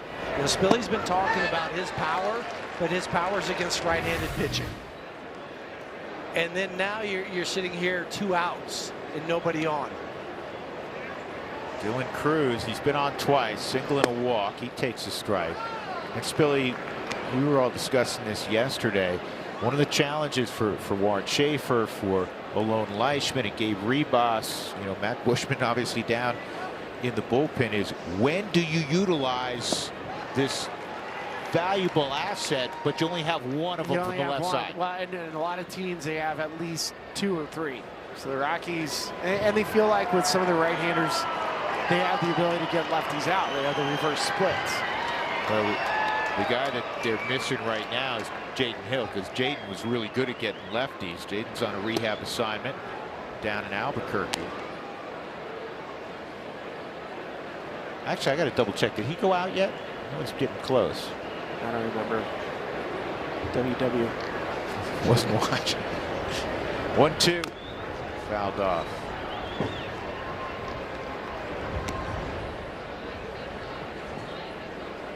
But to your point, you know, it's one of the areas that Paul DePodesta, Josh Burns, they want to address moving forward, to have multiple left-handed options. 2-2. That's the thing. You're not just going to have a lefty to have an extra lefty. You want Quality. So if you don't have a lefty that can remove another right-hander, then you don't do that.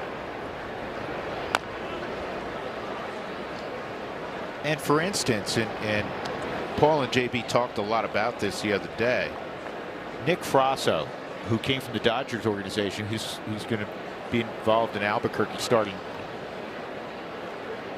today, really, is a guy that throws really hard, but it's a different arm angle.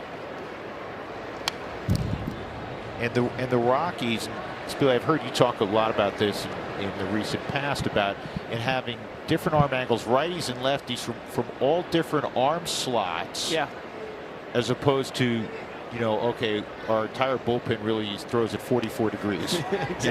You know? Yeah, you want to have every option. Swung on and missed. Boy, Brennan Bernardino has been so good all year long. Well done again. He'll have 3, 4, and 5 down 1-0 here in the bottom of the 6th inning. Hunter Goodman, TJ Rumfield, Cole Carrick against Cade Cavalli. And that ball is lined to right. It's going to get down. A lead single for Hunter. Good start to the 6th. Came off the bat at 104 miles an hour. Tying run aboard. Well, the Rockies have had a couple innings where they've had the leadoff base runner on. Nice inside-out swing from Hunter. Just tell that he was trying to gear down a little bit against a guy like Cavalli, who's not made a lot of mistakes.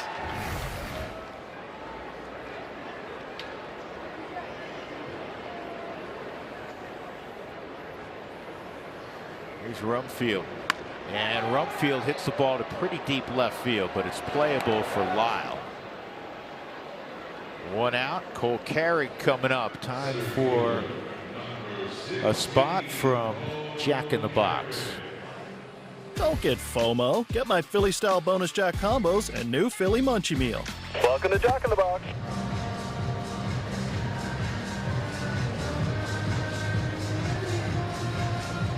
Here comes Cole.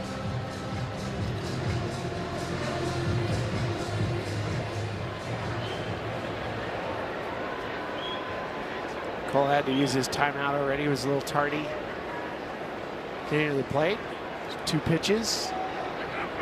First pitch swing for Hunter. First pitch swing for TJ.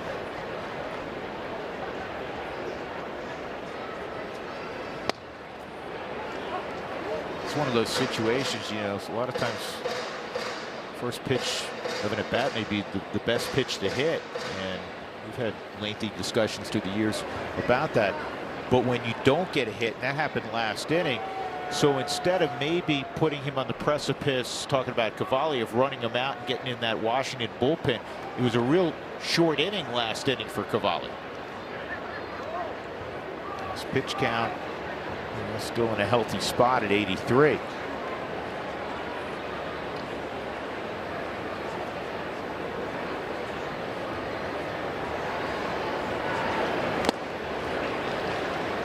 I mean, this is his 22nd start for Cavalli, which is the most in Major League Baseball, and there's only been a handful of times this year he's given up more than 3 earned runs. It's a good young pitcher. He's good. Again, former #1 pick out of the University of Oklahoma. 2 strikes on Carey.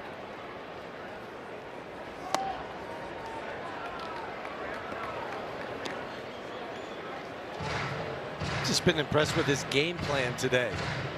You know, sometimes you think a big power pitcher like that, but he's gotten in trouble. You know, he's gone soft a couple times, in particular to Willie Castro.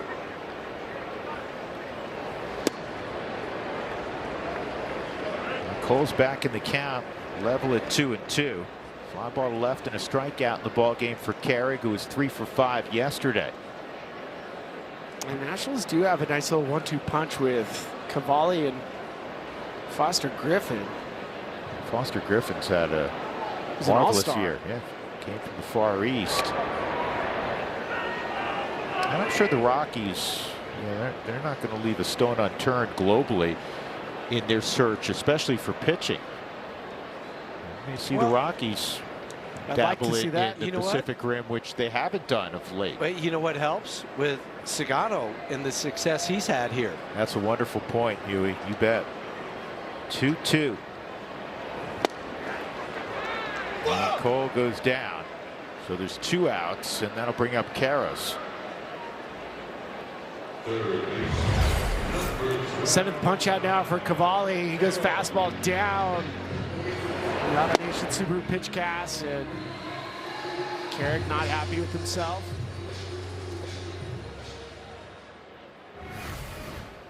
Single and a walk for Kyle.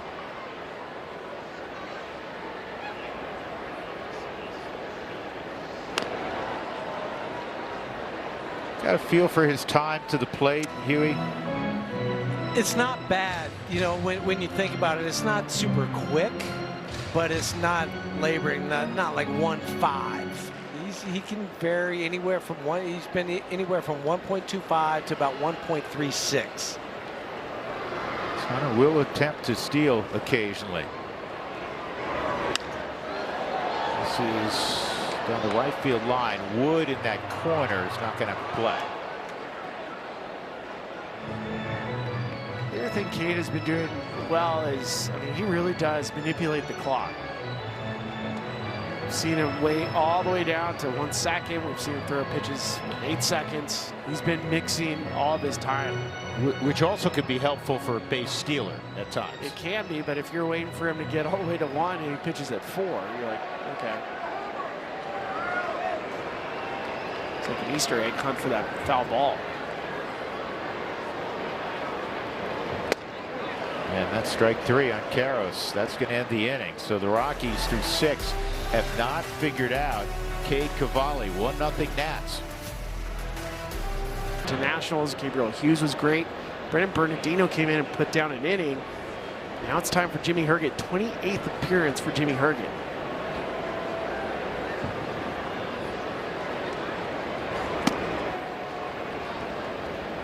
Herget's going to face Dalen Lyle, Kevin Ruiz, and Jorge Vivas. in a quick inning.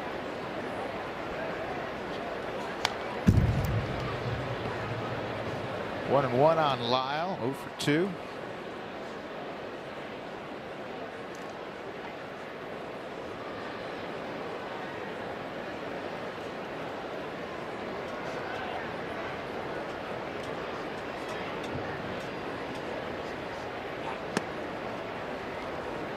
Two balls and a strike.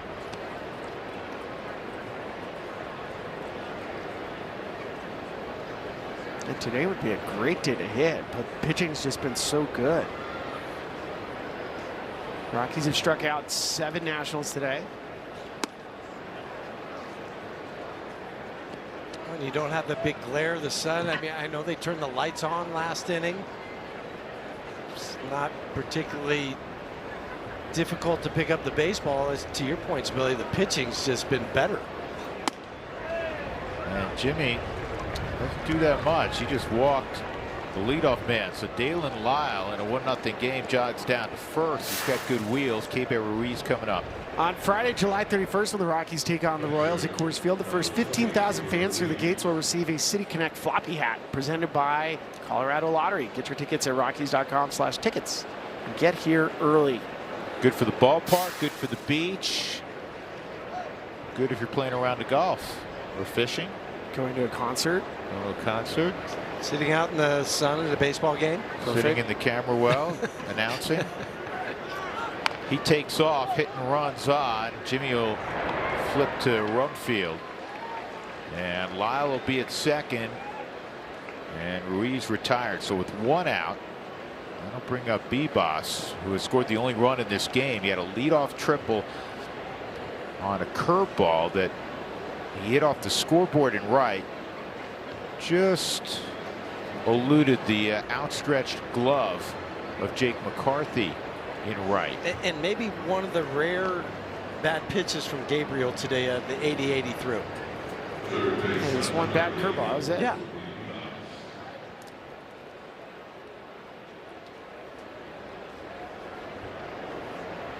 When you look back on, let's say a guy's pitching well in over 3 or 4 starts, and you look back, do you pay attention to the opponent, where it was? So I do a little bit. I do as well. And the reason I'm bringing that up is this one's going to stand out for Gabriel Hughes, backing up everything he's done so far. The one in LA really stood out against that lineup at 48,000 at Dodger Stadium, and here on a hot day against this lineup, right? And it's his second start on a homestand. Now, how many times have we said that? They're trying to shy away from that. Not Gabriel, but the Rockies at times, saying, "Well, that second start at Coors Field, what's it do to you, and how do you react?" Well, in his case, he reacted very well. Yeah, no issue.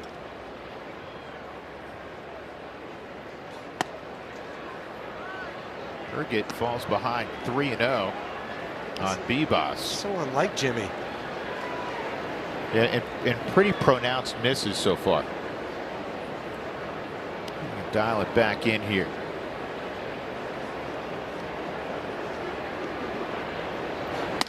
Nope.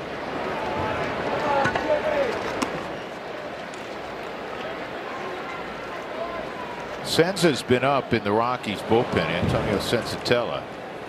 Well, Jimmy did throw yesterday through 28 pitches. And sometimes for back-to-back night game, day game, you might be a little bit more fatigued than your mind tells you. You're physical, not capable of repeating your mechanics.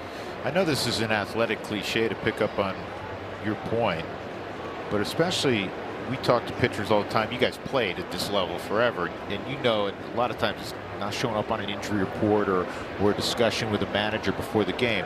But a lot of times guys don't feel anywhere close to 100%, but they're not going to turn the baseball down. Never.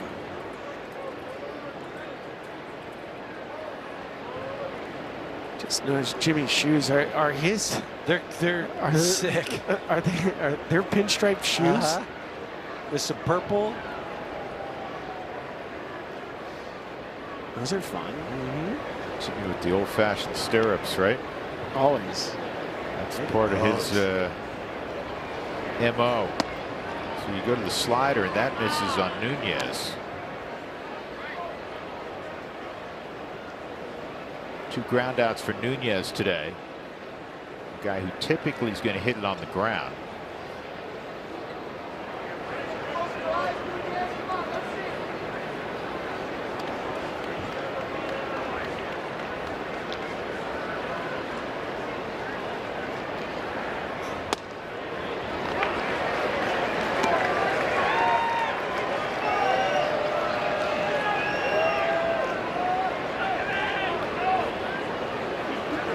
He is not a candidate for a double play. And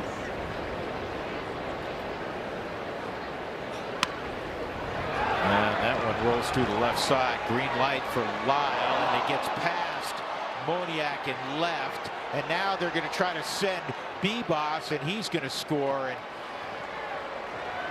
that's an ugly play, unfortunately, in that the run was going to score, and in Mickey's haste to get to the baseball, he overran it, and the second run scored. This ball off the bat, 73 miles an hour, and usually when it's slow, rolling like that, you'll get the snake effect with the baseball on the ground. You can even see it, it moved. If it's hit hard, it won't snake on you, but when it's hit this soft, and then it starts going up against the grains of the grass. Also for Mickey, it looked like he took his eyes off of it at the very last moment.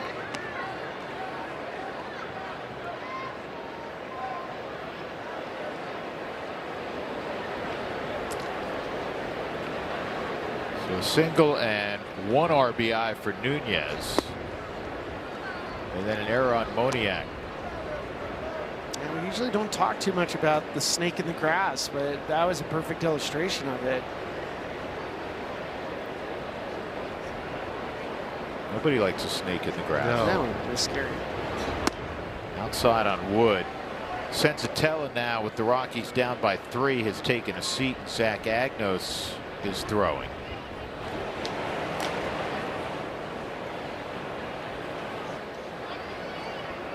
Rockies still with 9 outs to work with offensively, but they have struggled this year in these rubber matchups. This ball's lined deep right, and a leaping catch made by McCarthy.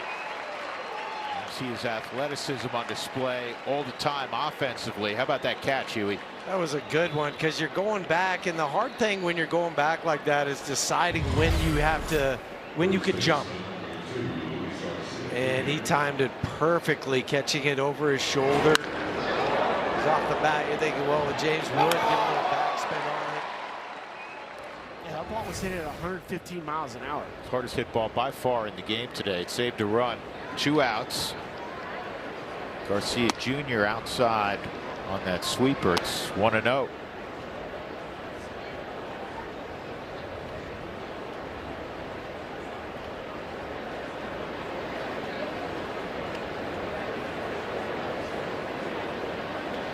Nunez takes off, then he stopped, and he heads back to second. I think he stopped because he was like, I'm so far off the base, I'm uncomfortable. As a base stealer with 2 outs, you're not trying to steal third, so he was probably getting a little jumpy. He's used to stealing bags. He's like, I've been here for too long. 2-1.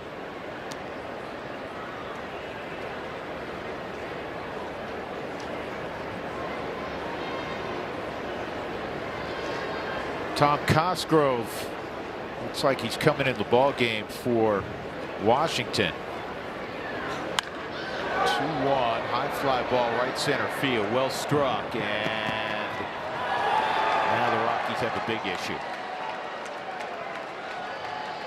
4 runs in the inning, 5-0 Nats. 21st home run for Luis Garcia Jr. And he's tied his career high with RBIs 69 and 70. It's just been an unbelievable season for Garcia. I mean, everything's a career high. Just gets an off-speed pitch, stays flat, up in the zone. And for Jimmy, just control wasn't there for him this inning. 2 walks. And a defensive miscue. Tough inning for the Rockies.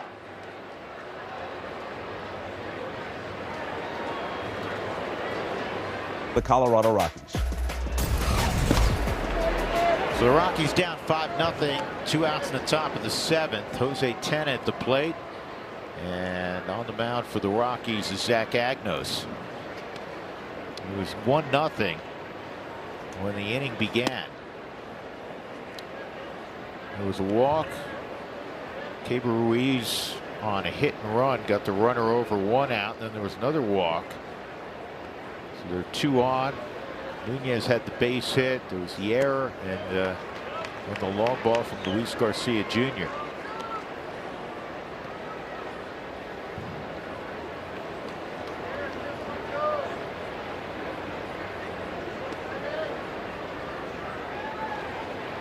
One, 2, and that's a base hit.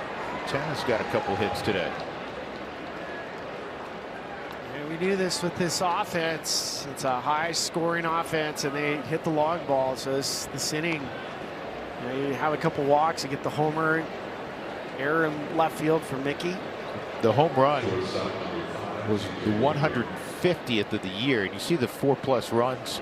36 times they scored 4 in an inning. The only team in baseball with more, the Pirates, with 39 such innings. We'll do the old. So back in mid-March, if we're having a beer, Yes. and we said, here's a random stat, late July, 4-run innings. Who's the top 2 teams in baseball? Who do you got? Phillies, Philly, Toronto, Dodgers, Yankees. The familiar names. Yeah. You didn't have Pirates, you didn't have Nationals, with all due respect. No, I would have had to buy the round because I would have been like, no way.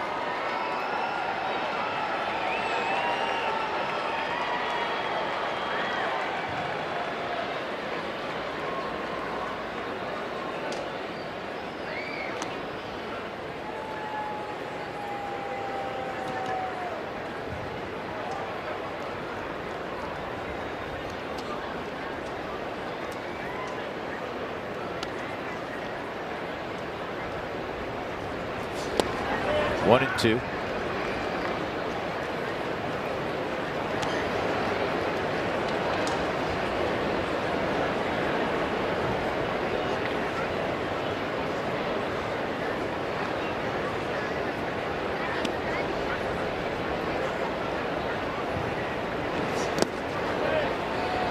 Two on C.J. Abrams. Nats came in 51 and 51, a game and a half back in the wild card.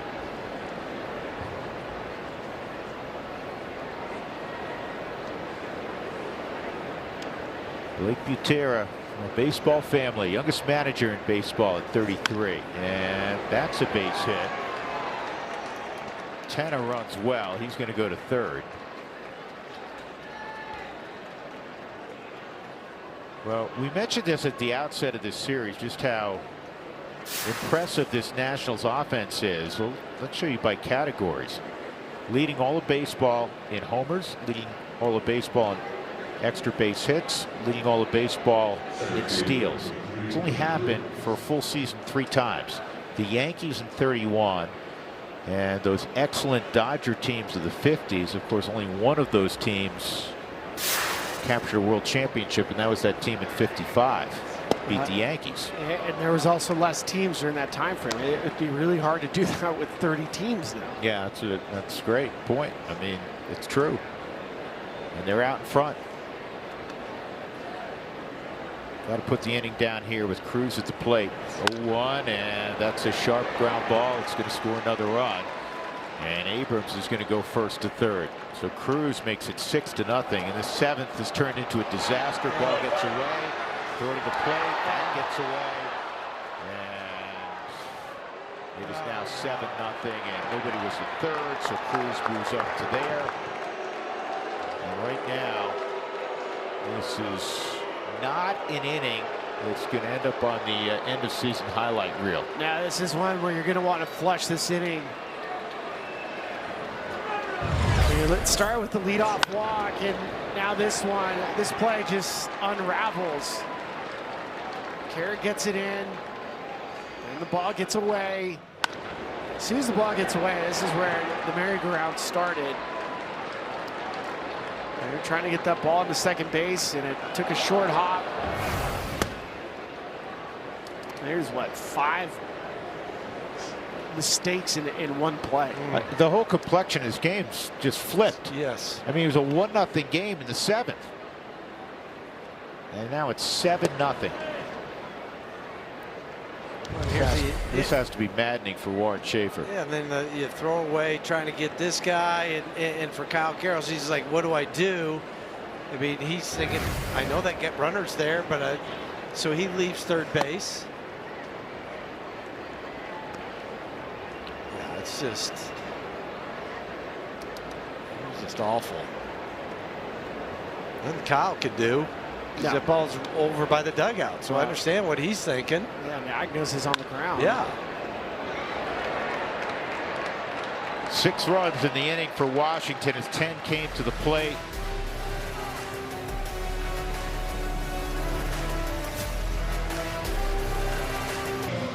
Two thumbs up every time we see him. 2 happy thumbs up. He's been really good. Unfortunately, the last inning for the Rock Show was not good.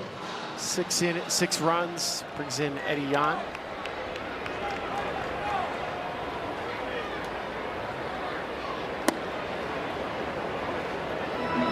.279 earned run average for Gabriel Hughes in 4 appearances. Willie Castro facing Eddie Yan.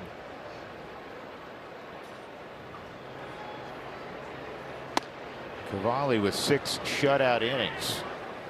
He was impressive. Yeah, he was really good. Lowered his ERA to 3.58.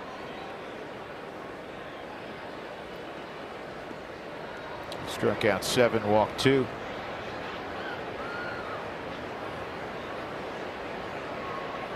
Only relinquished 4 hits in his first appearance at Coors Field. One out.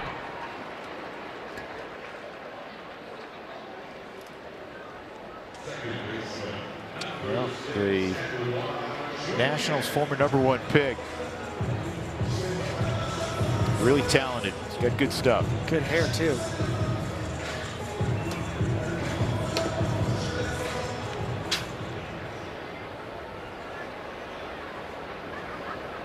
Eddie Julien, couple of strikeouts.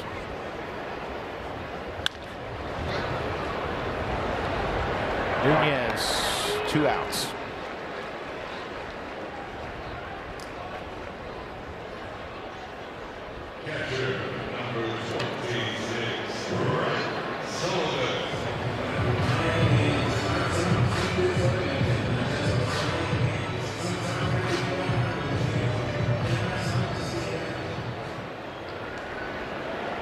Be very curious to see what the Nationals do as they get closer to the trade deadline. You got to add. I think they have to add. With this offense, it's not fluky. I mean, this is a legit offense. And you haven't won since 2019 or had been at least 500. And Spilly mentioned this earlier. Now, Cavalli's good, and Griffin's been terrific this year. So it's not like you have no starting pitching. 1-2-3 inning for Yee. Wearing a floppy hat. Not the same one. Not that the same the Rockies one, are no. giving away. But this is line to right, and this is going to go off the glove on one hop of McCarthy. It's going to be a double for Ruiz. Well, this game went from a great pitching matchup to all of a sudden the Nats, with some help obviously defensively by the Rockies, are throwing out knocks everywhere. Back-to-back games for the Nationals with over 10 hits. So they're at 11 now. There's a 19th double for Ruiz. Corbin Bibas at the plate. He takes ball 1.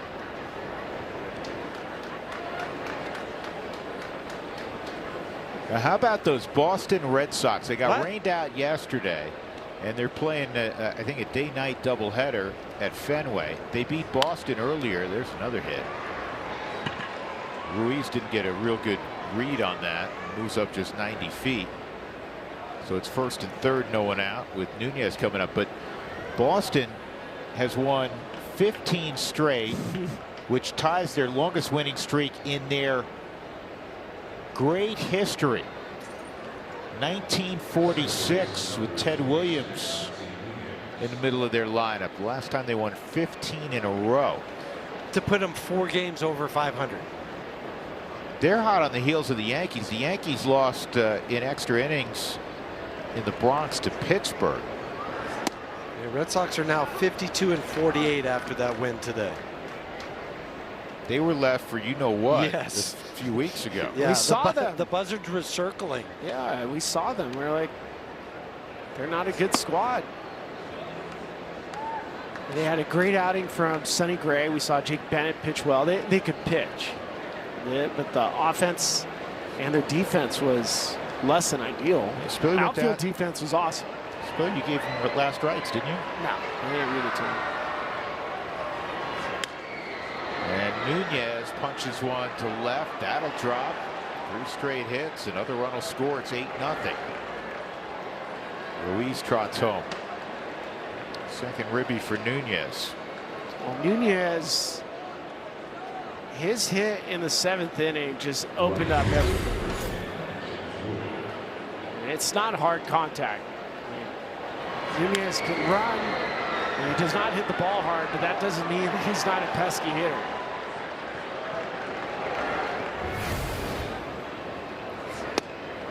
You're right on that hit, but it was also the 2 out of the 3 first guys in that inning walked.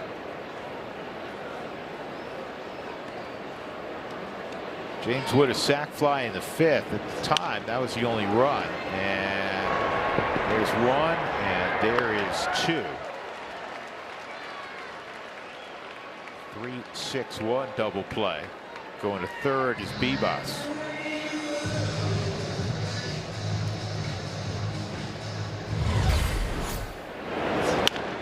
I'd say Bibas, when Nunez is trying to get out of the way for the grounder and ends up making it a lot easier for TJ to complete the play.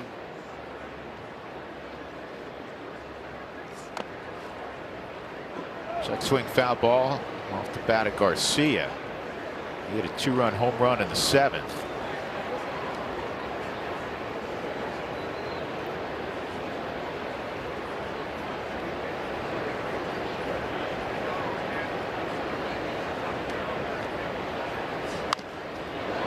So when Boston left Colorado, June 23rd, we heard about the flight. They got a late flight. They ended up getting early in the morning. They had a 4-game series against the Red Sox. They were 32-46. They lost to Colorado on that last day game.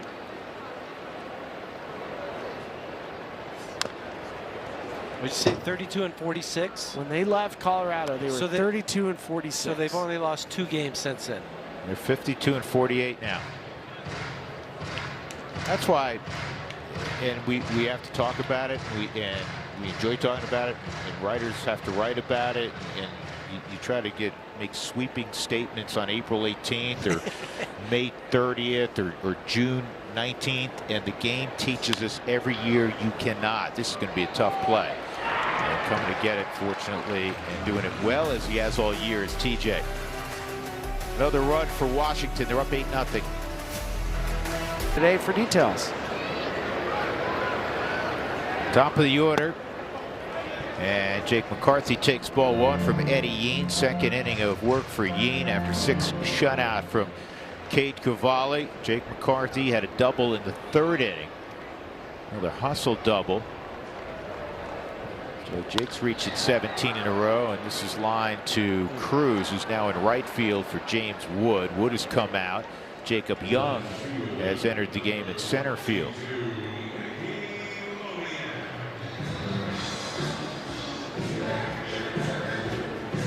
Well, the Nationals, they head home. Day off tomorrow, just like the Rockies.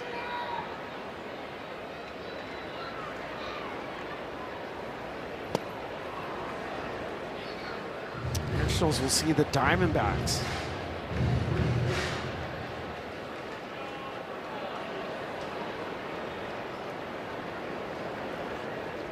Diamondbacks are in second place in the NL West, but the Dodgers are way out in front. They're 11.5 up beginning play today on the D-backs, who are 3 over.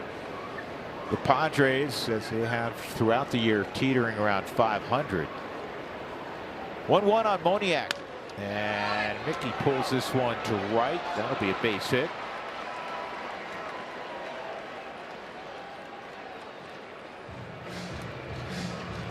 Let's get a message from Bet365. Did you win? Let's just say the next round of omelets is on me, fellas. Bet $10, get $200 in bonus bets.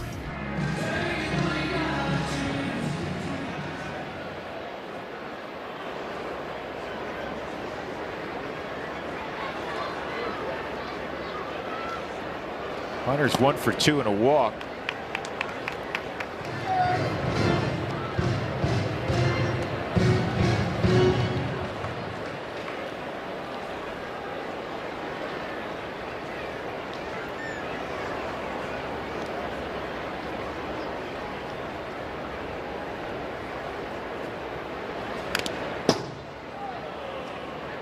Slider.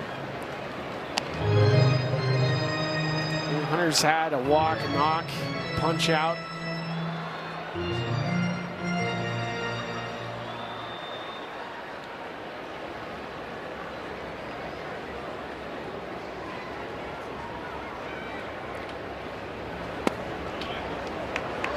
Two balls and a strike.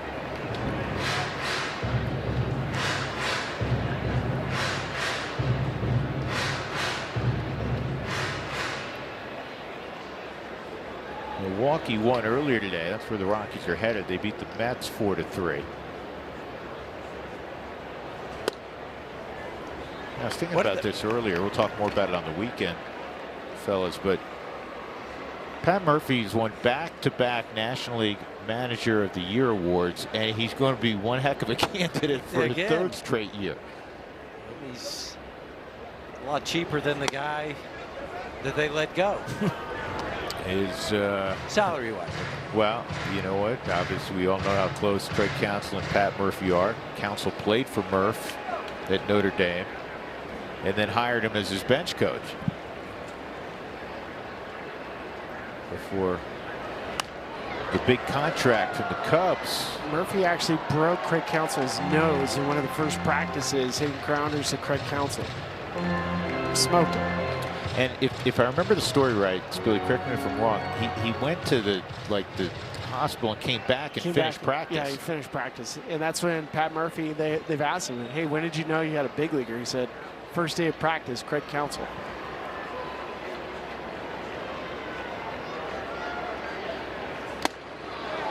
Hunter goes down. Yeen with his first strikeout. 2 gone. That'll bring up Rumfield.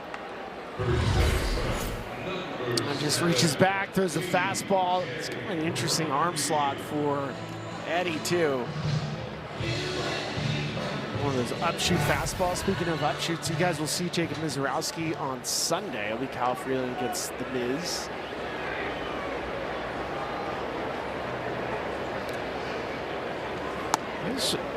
In his last outing, Vila down a little bit, maybe a little bit of arm fatigue.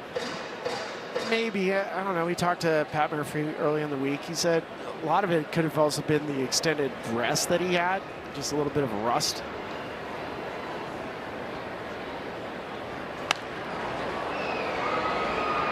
Down the left field line, this is going to be out of play.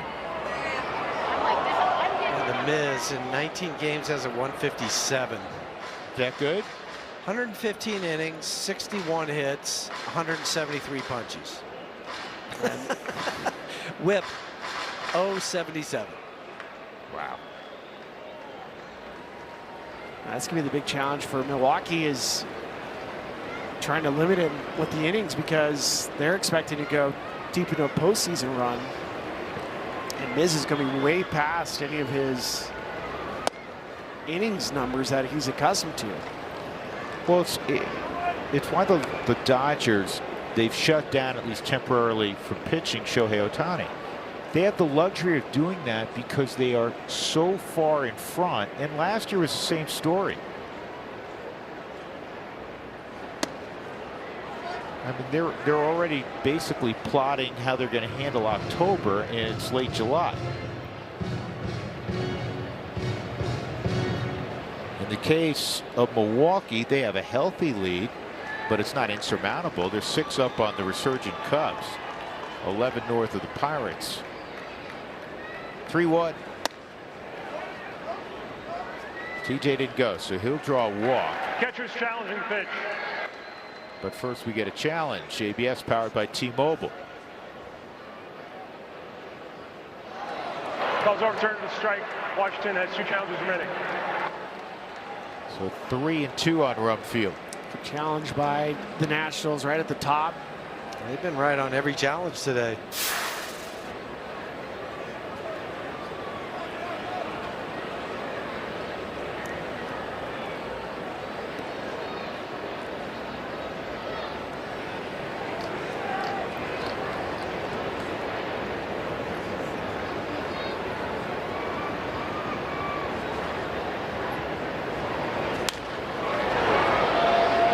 Rockies, when they open up that series on Friday in Milwaukee, you'll see a left-hander, Shane Drone, with Tomo Sugano going. Feltner on Saturday against Robert Gasser. So a couple of lefties to begin that series. Rockies have struggled against left-handed starters. Their numbers against lefties are pretty good. Just the one-loss record's not pretty. That's ball 4 officially. So Rumfield to first, Moniak to second, and then I'll bring up Carey. The Dodgers come to Coors Field August 17th through the 19th for a 3-game series. Don't miss one of baseball's biggest division matchups under the Denver summer sky. Grab your tickets now at Rockies.com/tickets.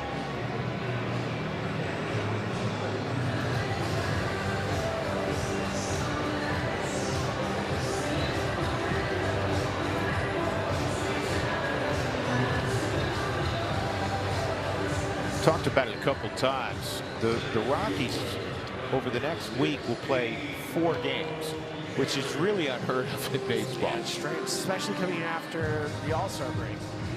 You're going to play 5 road games and have 2 off days. Strange. Yeah, really strange. One in Milwaukee tomorrow, then Monday in San Diego. I didn't look to see how many guys brought golf clubs. Well, there was a ton out there. I'm assuming there was a lot. Yes. Drew has his hand raised. Yeah, there was. I don't know. I lost count because I had to take off my shoes.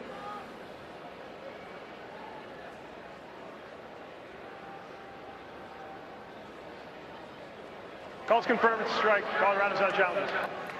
So Carrick challenges but loses. That was significantly inside the strike zone. A 1 on Cole.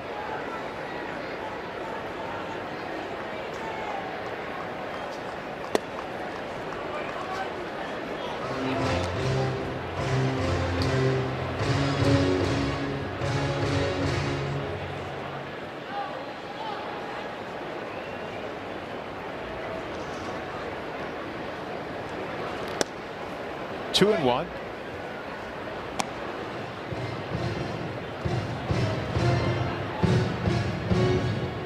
What a turn of events. So 1-0 game, top of 7, and now it's 8-0. And the Rockies have been out hit 13-5.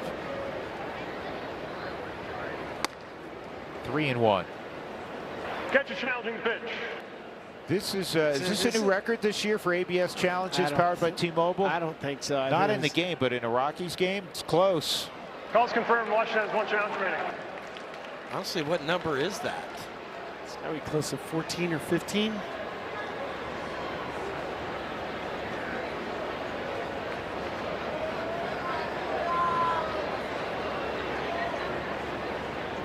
Three balls and a strike. And that is a hard hit ball. It's going to end up in a 4-3 for Carey. So we'll go to the 9th. It's been all Nats. Nats up 8-0 as we go to the top of the 9th inning. And it'll be Jose Tena to lead things off. Zach Agnos continues on for the Rockies. Gabriel Hughes, if you look at the scoreboard, you knew he was starting today. You may be wondering, oh, how did he do? He did exceptionally well. 5+ innings, just 1 run, 5 hits, a walk, 5 strikeouts. He was impressive yet again. Rockies ran into problems in the 7th. A couple of walks and things got away from them, and they had a tough inning with the gloves. Yeah, it was probably the worst inning the Rockies have had all year defensively in 1 inning. Ultimately 6 runs, 4 earned in that 7th for Washington. They added a run last inning. Tena's had a good ball game, a couple of hits and 4 at bats. He did strike out twice against Hughes. And he's going to strike out here to lead off the 9th against Zach Agnos. 1 gone. C.J. Abrams coming up.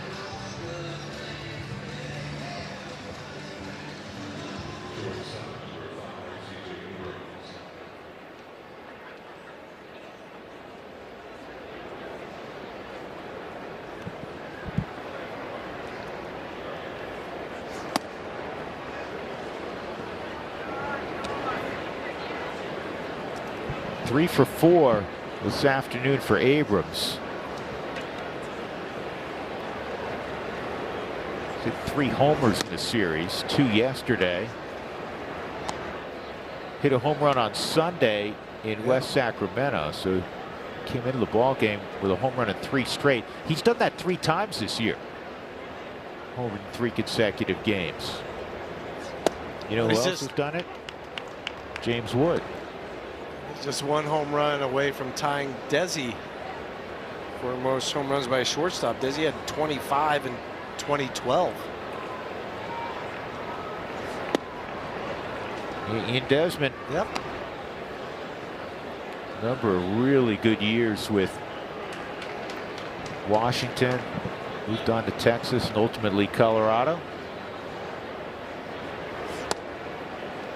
Now back home in Sarasota area. I think he's a high school baseball coach. He's doing a lot of different things. Well, I think he's helping his wife chase. I believe they have 5. Yes. I'm sure Desi's doing a lot of group parenting. Abrams with his 4th hit of the ball game. Game looks kind of effortless to him right now, doesn't it? It certainly feels that way. He's had a monster series.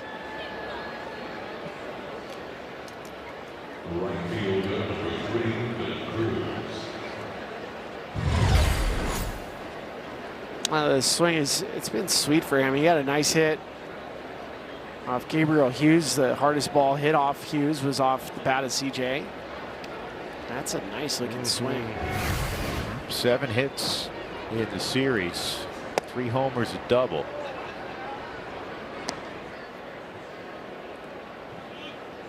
And 13 official at bats. That'll work.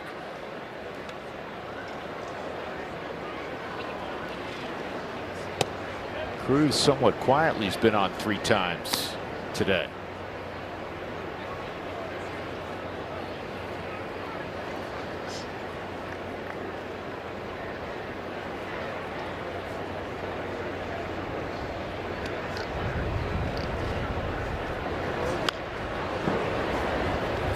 Somebody went scrambling and hit off the fencing. It was free.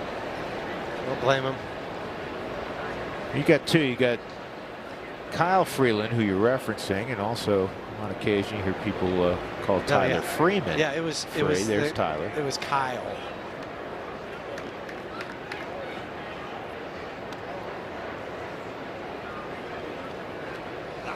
Oh. So that's up and in, and it gets Cruz. See where it got him, because he's acting like it's a stinger. Is it his hand? I can't tell where he got hit. It was a changeup, just took off. Oh, back right elbow on the inside portion.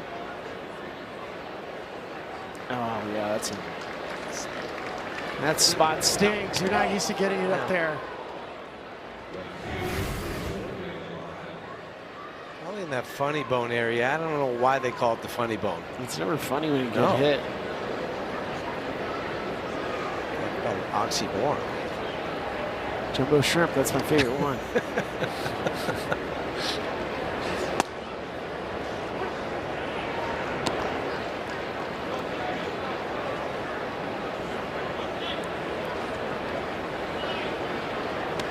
0-1 on Dalen Lyle. And Lyle hits in the center field. Carrick will make the catch. 2 outs. Abrams tagged and went to third.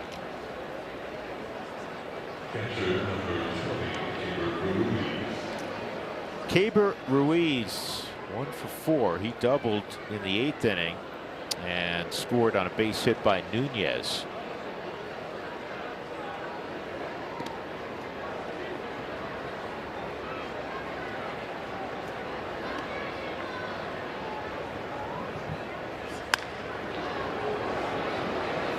Jake McCarthy will make the catch. That'll end the inning. There was a double and a hit batter. 2 men left on. We'll go to the bottom of the 9th inning. Rockies down a big number.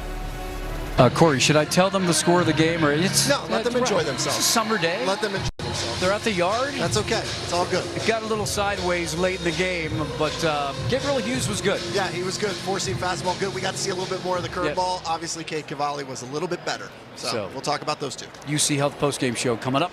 Stay with us, guys. All right, fellas. Kyle Karros in the 9th inning. Kyle almost got hit by that pitch. Max Kranick. He's been off since Saturday. Yeah, his ERA, just because of the numbers we just showed. It's always funny when you see an ERA like this, 67.5. That's what the Rockies need to get back in this game.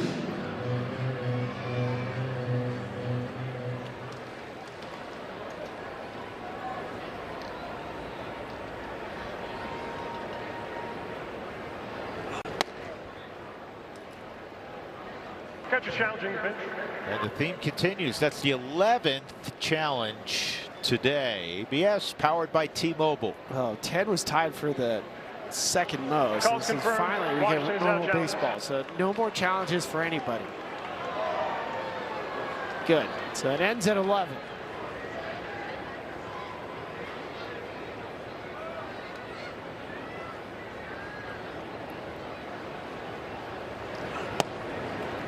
Kyle's been on twice, 1 for 2 and a walk.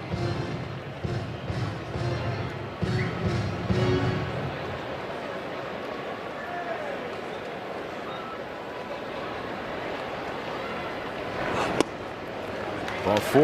This offense, which has been so good, really since June 1st. By the way, since June 1st, speaking of how good they've been, they're the highest scoring team in baseball since June 1st, the Colorado Rockies. And today, on a warm Wednesday afternoon, they have been shut out through 8 innings.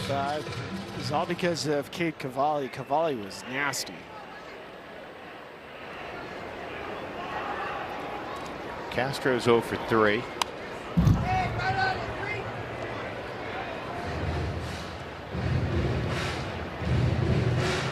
If anything, you want to put up a couple runs this inning. You don't want to leave here with a shutout.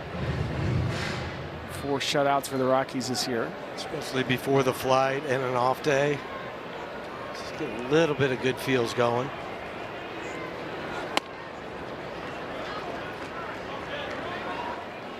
Two strikes on Willie.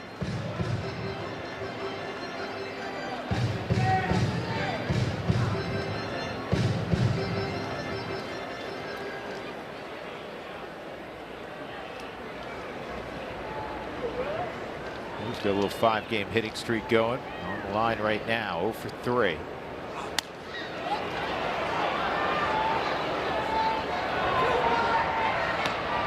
Ugas makes a catch, 1 out.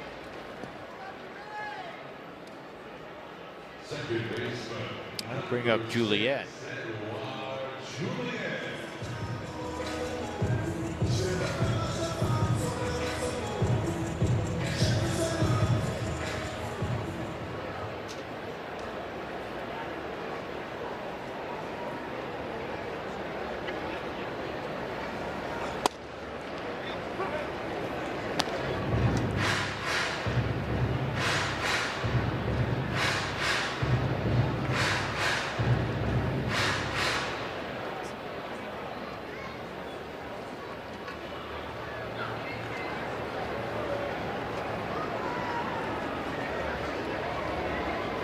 Here's the 0-1 on Eddie.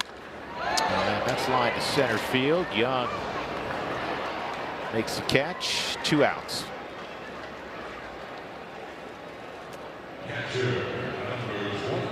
The Rockies had a couple chances to score in this game. It happened early. Second inning, they had runners at first and second. Cavalli snuck out of that one. Third inning, leadoff double.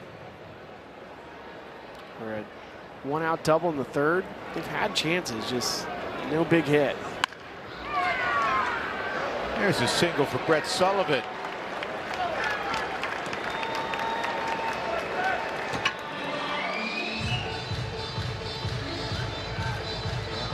Jake McCarthy to come up again. Jake's 1 for 4.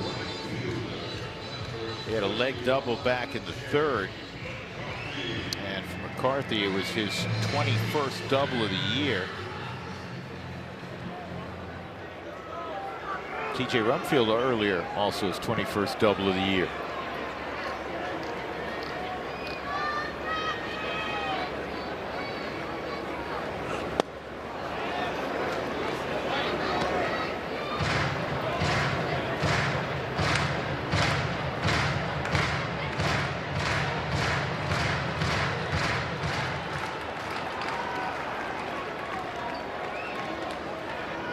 Strike on Jake. That was not a foul ball, so both runners will move up.